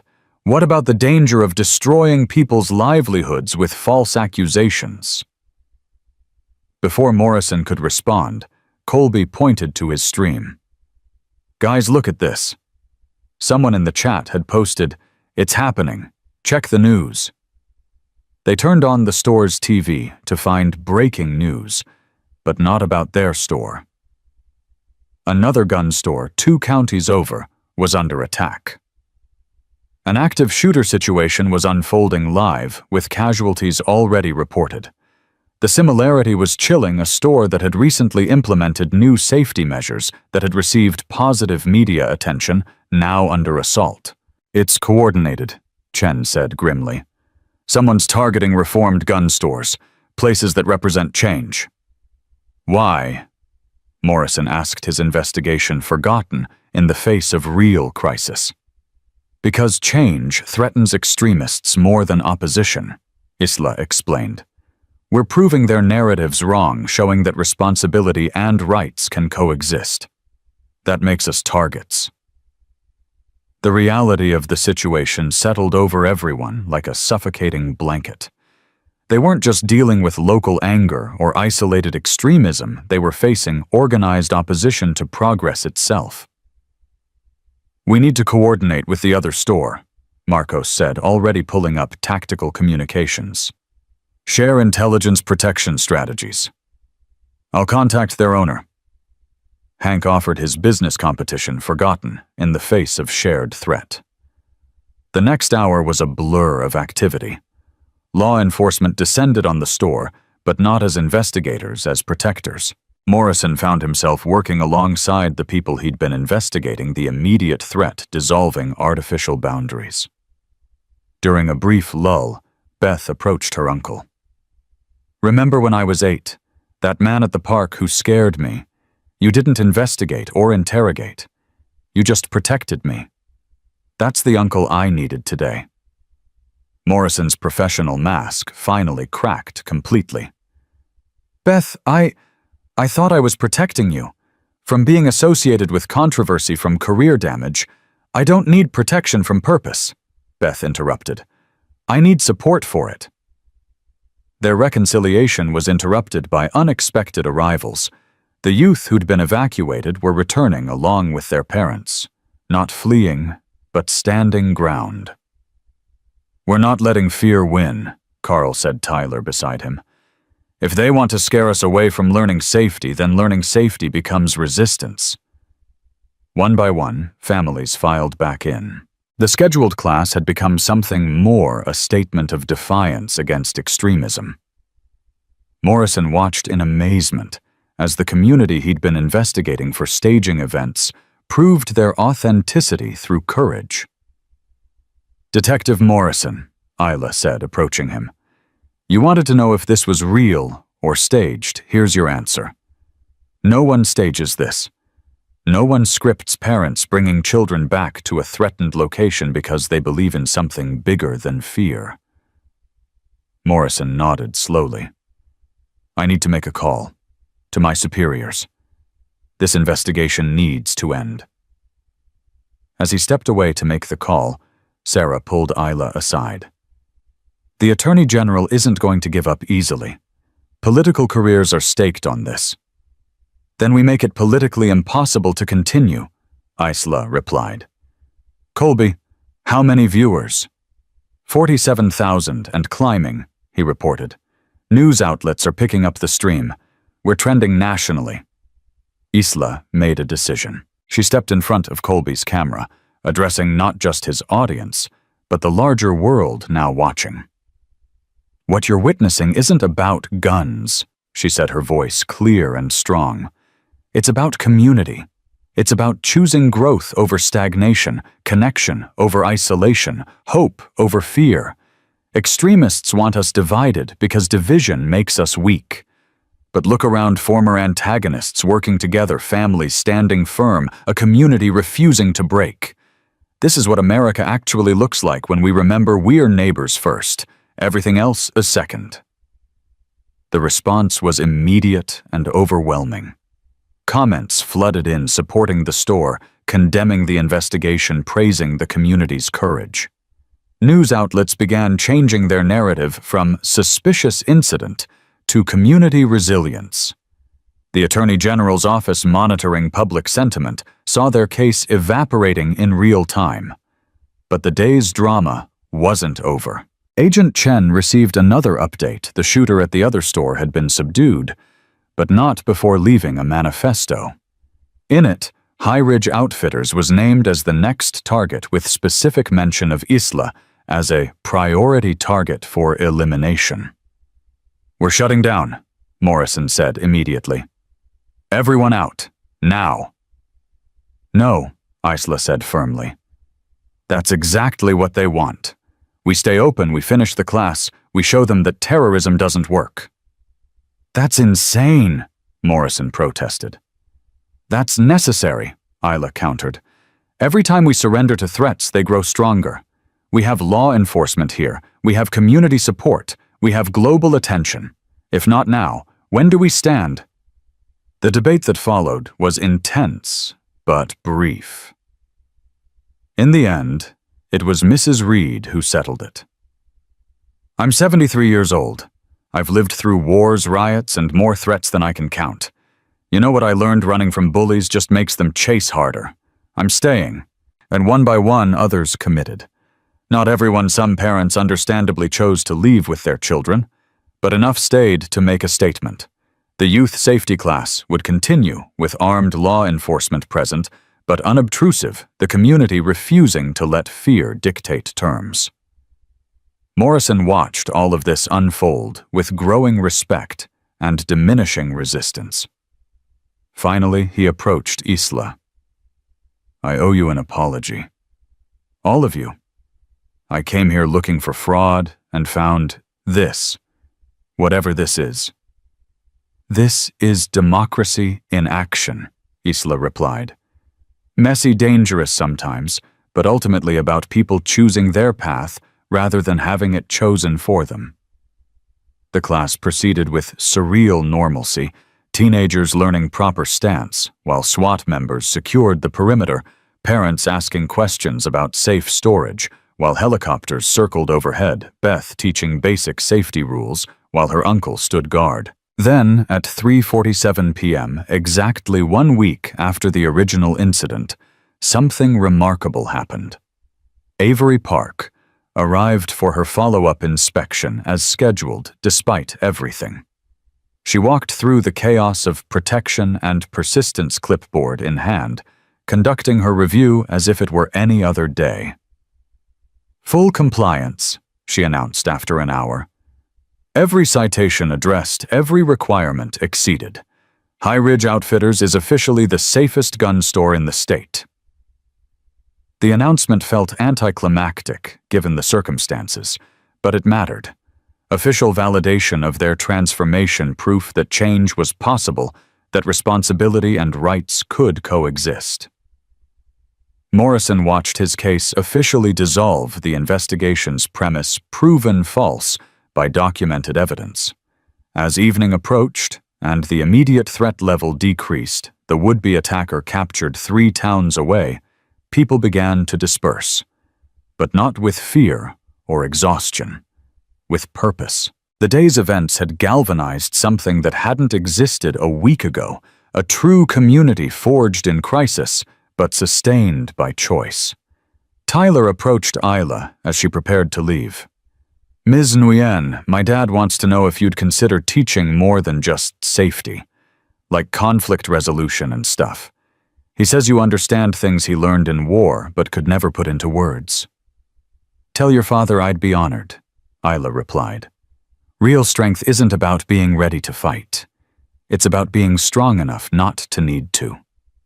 As the sun set on a day that had threatened disaster but delivered transformation, the store stood intact, its lights beacon bright against gathering darkness. The Attorney General's investigation would officially close the next day. The extremist threats would continue, but decrease the community programs would expand beyond anyone's imagination. But in that moment, as Isla helped Mrs. Reed to her car once again, as Beth reconciled with her uncle, as Hank shook hands with former competitors, now turned allies, as Colby streamed hope instead of hate to tens of thousands, the victory was simple and profound. They had chosen courage over fear together, over apart progress, over paralysis. The transformation that had begun with mockery and nearly ended in flames had become something neither side had expected, a model for how America could heal itself, one community at a time, one choice at a time, one moment of grace at a time.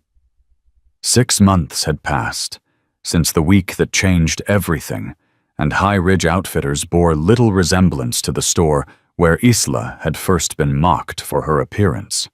The morning sun streamed through new windows, bulletproof now, but you'd never know it, illuminating a space that had become the unofficial heart of the community.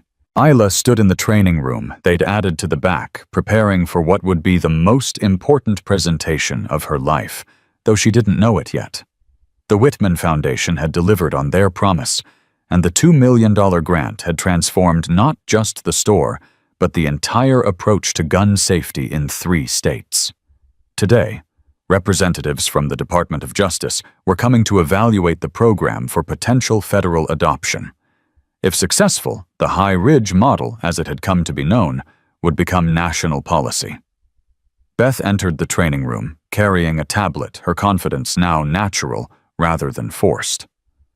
The promotion Hank had given her during the crisis had evolved into something more. She was now Director of Safety Education, managing a team of 12 instructors across 4 locations. "They're here," she said simply, but her expression was troubled. And they brought someone unexpected. Before Isla could ask who, the door opened, and a familiar figure walked in, Detective Ray Morrison, Beth's uncle. But he wasn't wearing his state police uniform. Instead, he wore a federal badge and the unmistakable bearing of someone who'd been promoted significantly. "Hello, Isla," Morrison said, his tone unreadable. "I'm now Deputy Director of the DOJ's Community Safety Initiative. I'll be conducting today's evaluation." The irony was sharp enough to cut. The man who'd tried to prove their transformation was fake now held the power to make it federal policy. Beth stood frozen between her professional role and personal history, the family dynamics that had exploded 6 months ago still echoing in the silence. "Detective, sorry, Deputy Director Morrison," Isla said calmly. "Welcome back to High Ridge." "It's just Ray now," he said, surprising everyone. "I'm not here as an investigator or an enforcer. I'm here because what you've built worked so well that even skeptics like me had to admit we were wrong. The question is whether it can scale." Hank entered, then followed by an entourage that made the room suddenly feel small. Along with the federal officials were representatives from major gun manufacturers, national safety organizations, and even international observers. The Canadian and UK governments had sent people to study what they called the American Miracle of High Ridge. But the most surprising attendee was someone no one had expected to see again, Colby Chen, who'd been absent for the past 3 months. He looked different, older somehow, wearing a suit instead of his usual tactical gear costume, and carrying professional camera equipment rather than just his phone. "I'm here with PBS," he explained, catching everyone's surprised looks. "They hired me to document community transformation stories.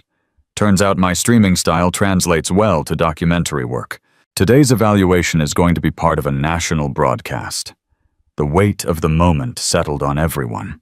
This wasn't just about their store anymore, it was about proving that change was possible on a scale no one had imagined when Isla first walked through their door. "Where would you like to start?" Isla asked Morrison. "With the numbers," he replied, pulling out a thick folder. "Your incident rate is down 93%. Your safety certification completion is up 400%. But numbers don't tell the whole story. I want to see the actual implementation." As if on cue, the morning's first safety class began arriving.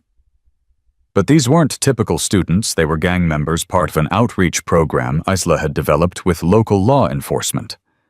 Young men and women who'd been on the streets were here to learn not just gun safety, but conflict resolution. The lead participant was Jerome Washington, 22, with facial tattoos that told stories of violence and survival.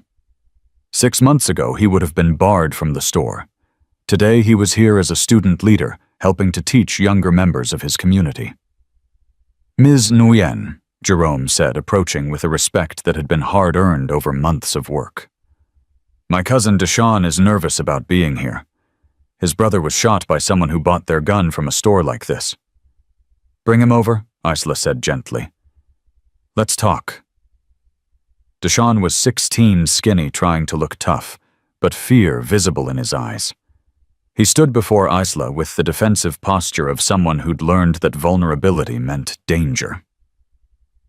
"You know what this place used to be?" Isla asked him. "A gun store?" Deshaun answered, suspicion in his voice. "A place of judgment," Isla corrected. "Where people like you and me would have been looked at with suspicion, maybe mockery. Where assumptions ruled over understanding. But you know what changed it?" Deshaun shook his head. "One moment of crisis where everyone realized that our divisions were killing us, that safety wasn't about us versus them, but about all of us together. Your brother, was he killed by someone legal or illegal?" "Legal," Deshaun admitted quietly. "Bought it legally, shot him over a parking space." "So the problem wasn't the gun or the store," Isla said.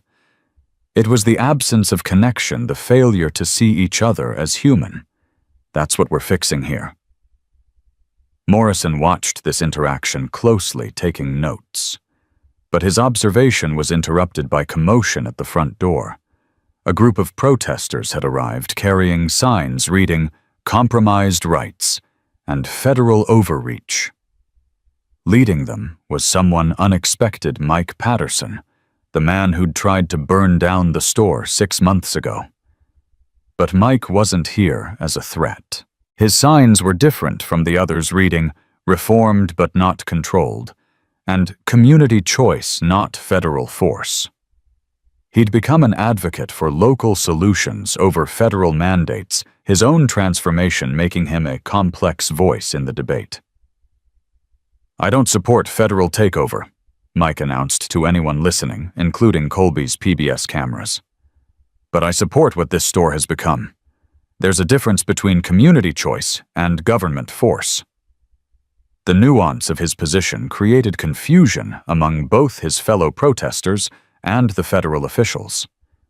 Here was a man who'd tried to commit arson, now arguing for a middle path that neither side had fully considered. Morrison approached Mike directly. "Mr. Patterson, you tried to destroy this place. Now you're defending it." "I'm defending the right of communities to choose their path," Mike clarified. "What Isla and the others built here came from us, not from Washington. The moment you make it mandatory, you kill what makes it work." This philosophical challenge to the federal adoption plan created unexpected tension. The DOJ officials had come expecting simple evaluation of a successful program. Instead, they were confronting fundamental questions about the nature of change, whether it could be mandated or must be chosen. Isla seized the moment to demonstrate rather than debate. "Let me show you all something," she said, leading the entire group officials, protesters, students, everyone to the range area. There, Marcos had set up an elaborate scenario with multiple decision points. It wasn't about marksmanship, but about judgment, when to engage, when to retreat, when to de-escalate. She selected 2 participants, Jerome, the gang member, and one of the federal officials, Assistant Director Patricia Hughes. "Work together," Isla instructed. "Jerome will provide street knowledge. Director Hughes will provide legal framework. Navigate the scenario as partners." The pairing was intentionally provocative, street criminal, and federal law enforcement forced to collaborate. At first, they struggled their different perspectives, creating conflict. But as the scenario progressed, something shifted. Jerome's understanding of street dynamics helped Hughes recognize threats she would have missed. Hughes' knowledge of legal boundaries helped Jerome understand consequences he hadn't considered. By the end, they were working seamlessly, each respecting the other's expertise. The demonstration was powerful, but Mike Patterson raised an important objection. "That's beautiful in practice, but you can't force that kind of cooperation. It has to grow naturally." He's right. Unexpected support came from Mrs. Reed, who'd continued attending every safety class despite mastering the material months ago. "I've watched this community change. It wasn't because someone made us. It was because we chose to." Morrison found himself in an uncomfortable position. His job was to evaluate the program for federal adoption, but the very community that had created it was arguing against mandate. He turned to his niece. "Beth, you've been part of this from the beginning. What do you think?" Beth considered, carefully aware that her answer would carry weight, not just professionally, but personally. "I think," she said slowly, "that the federal government should support but not mandate. Provide funding, resources, training, but let communities choose implementation. Make it attractive to adopt, not required." "That's not how federal programs work," Hughes objected. "We need standardization, consistency, measurable metrics." "You need dead bodies to stop piling up," Jerome said bluntly, his street authenticity cutting through bureaucratic language. "This place helped my crew more in 6 months than 20 years of federal programs. You know why, because it was our choice." The debate was escalating when Tyler and his father Carl arrived for their weekly session. They'd become regulars, their relationship transformed from confrontation to collaboration through the classes. But today, Carl was agitated. "Is it true?" he demanded, looking at the federal officials. "You're going to make this mandatory, force every gun store to follow federal rules." "We're evaluating," Morrison began. "You're taking something that works because it's voluntary and making it fail by forcing it," Carl interrupted. "I'm a conservative, voted against every gun law for 20 years. I support this program because I chose it. You make it mandatory, I'm out, and so is half this community." The political reality landed hard. The very success that made the program attractive for federal adoption also depended on voluntary participation. Morrison looked at Isla with something approaching desperation.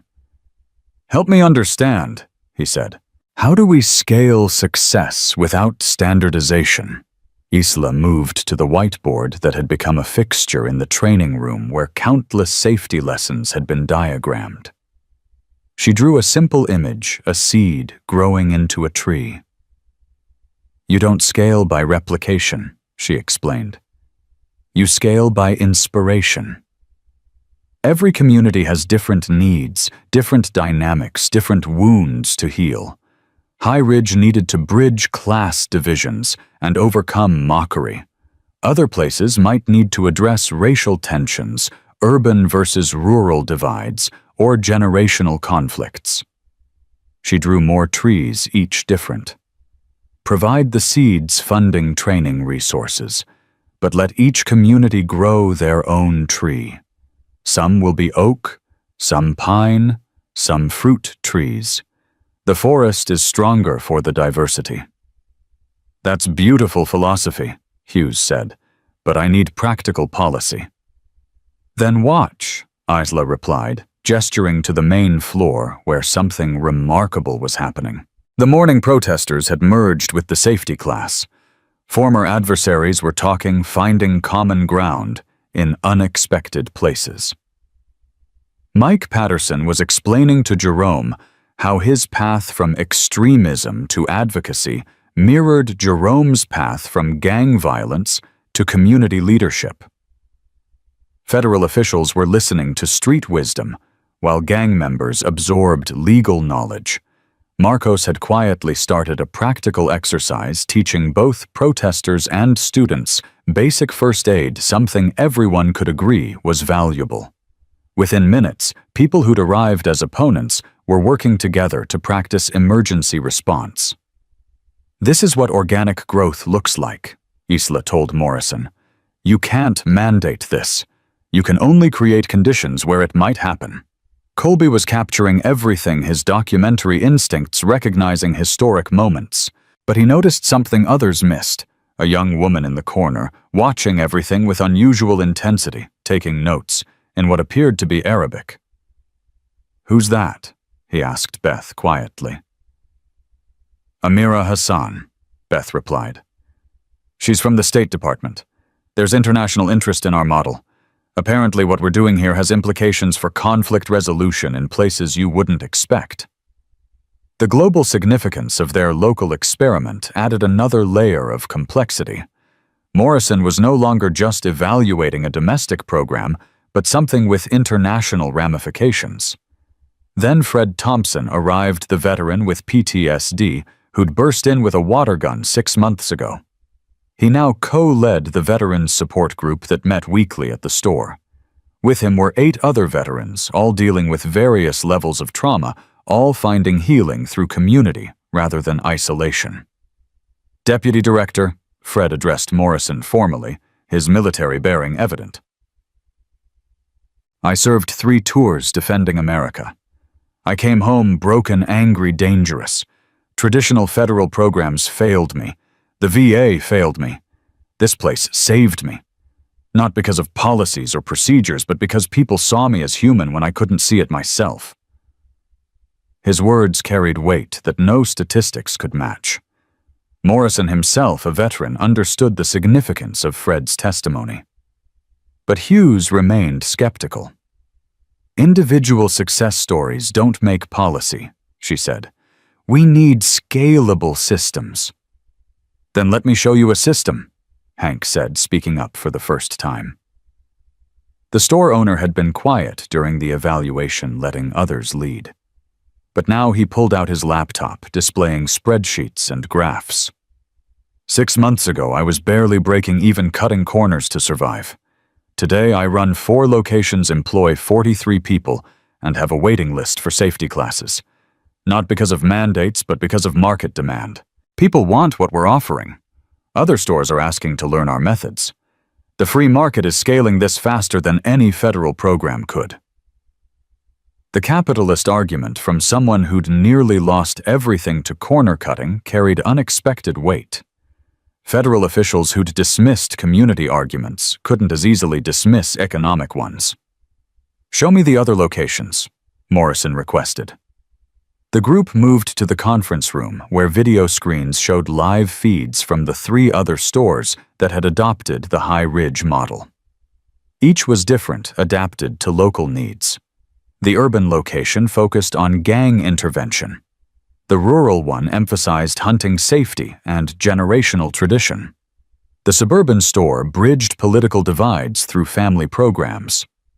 "Same principles, different applications," Beth explained. "Each store maintains core safety standards but implements them through local culture."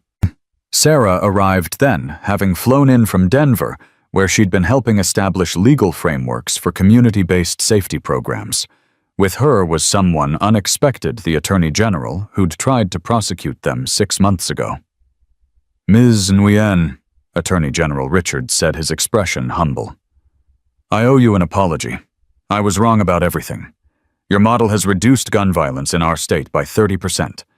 I'm here to publicly support federal backing, but not federal control of programs like yours. The political reversal was stunning. The man who'd tried to destroy them was now their advocate. But Isla remained cautious. What changed your mind? She asked directly. My son, Richards admitted. He was having problems, anger issues. Traditional therapy wasn't working. He attended one of your youth programs not knowing who you were or our history. He came home changed.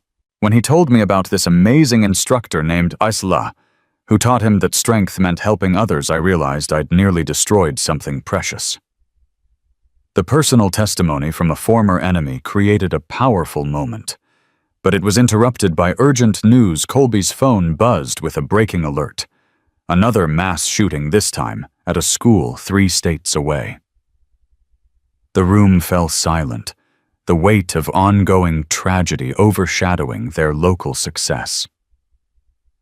This is why we need federal action, Hughes said quietly. Children are dying while we debate philosophy. Children are dying because we've treated symptoms instead of causes, Isla responded. Every mass shooter starts as a person in pain who can't find connection. We're preventing those disconnections from becoming tragedies. But not fast enough, Hughes countered. Show me a faster way that actually works, Isla challenged. Federal programs have existed for decades. Has violence decreased? We've reduced it 30% in 6 months through voluntary community action. Give us resources, not requirements, and watch what happens. Morrison stood up, decision made. I'm recommending a hybrid approach. Federal funding and resources available to communities that choose to implement safety programs. Mandatory minimum standards, but voluntary participation. Communities that join get support. Those that don't face no penalties except missing opportunities. That's not enough, Hughes objected. It's a start, Morrison replied. And starts are better than stalls. The compromise wasn't perfect, but it was progress. As the federal team prepared to leave, Morrison pulled Beth aside for a private moment. I was wrong, he said simply. About you, about this place, about everything.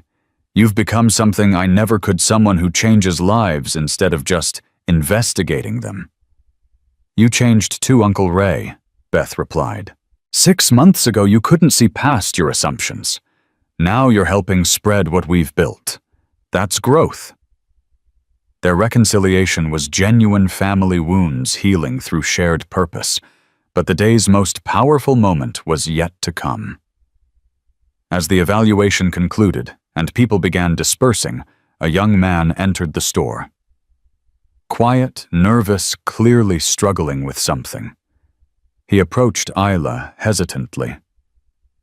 You don't know me, he said quietly. But 6 months ago, I was planning something terrible. I had guns, had a plan, had nothing left to lose. Then I saw the video of you stopping that drunk man.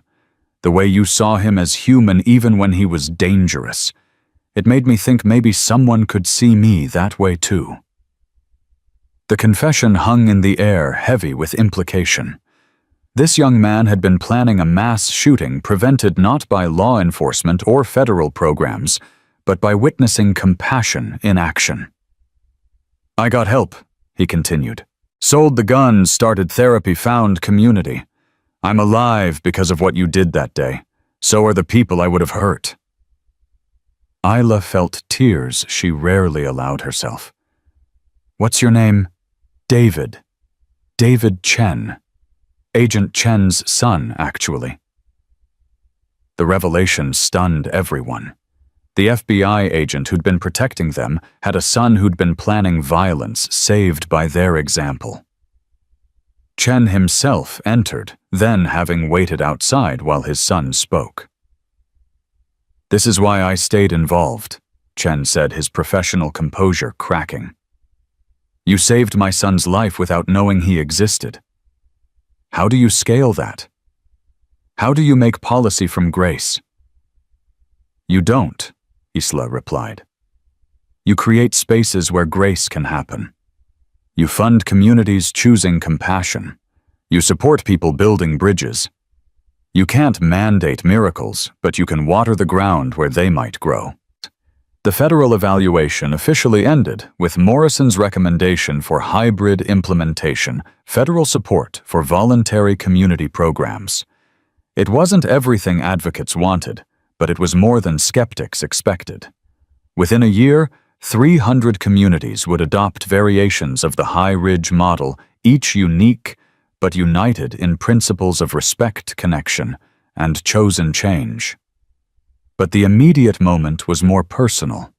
As the sun set on the day of evaluation, the store filled with its regular evening crowd veterans, finding peace, youth, finding purpose, families finding connection, former enemies finding friendship. The transformation that had begun with mockery had evolved into a movement, but at its heart remained something simple, people choosing to see each other as human. Colby ended his documentary filming with a long shot of the store lights warm against the evening sky. His narration, recorded later, would become famous. "They laughed when she walked into a gun store. 6 months later, she'd changed not just that store, but the entire conversation about safety in America. Not through force or law or mandate, but through the radical act of treating everyone, even those who mocked her, with dignity."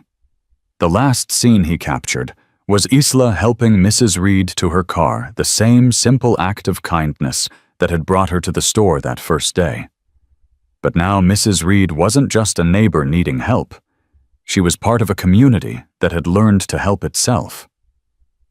"Same time next week?" Mrs. Reed asked. "Wouldn't miss it," Isla replied. As they drove away, the store remained lit open for evening classes. Beth ran youth programs while Marcos taught veterans. Hank discussed business with other store owners wanting to transform. Sarah provided legal guidance, while Morrison observed learning how federal support could enable rather than control. The transformation was complete, but ongoing, ended but never finished. High Ridge Outfitters had become what America itself aspired to be, a place where different people could find common ground, where safety came through connection rather than isolation, where change happened through choice rather than force. 6 months earlier, they'd laughed at a quiet woman in a thrift store jacket. Now that same woman had shown them and the nation that real strength wasn't about weapons or laws or power.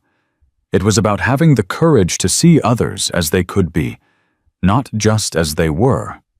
It was about building communities one conversation at a time, one choice at a time, one moment of grace at a time.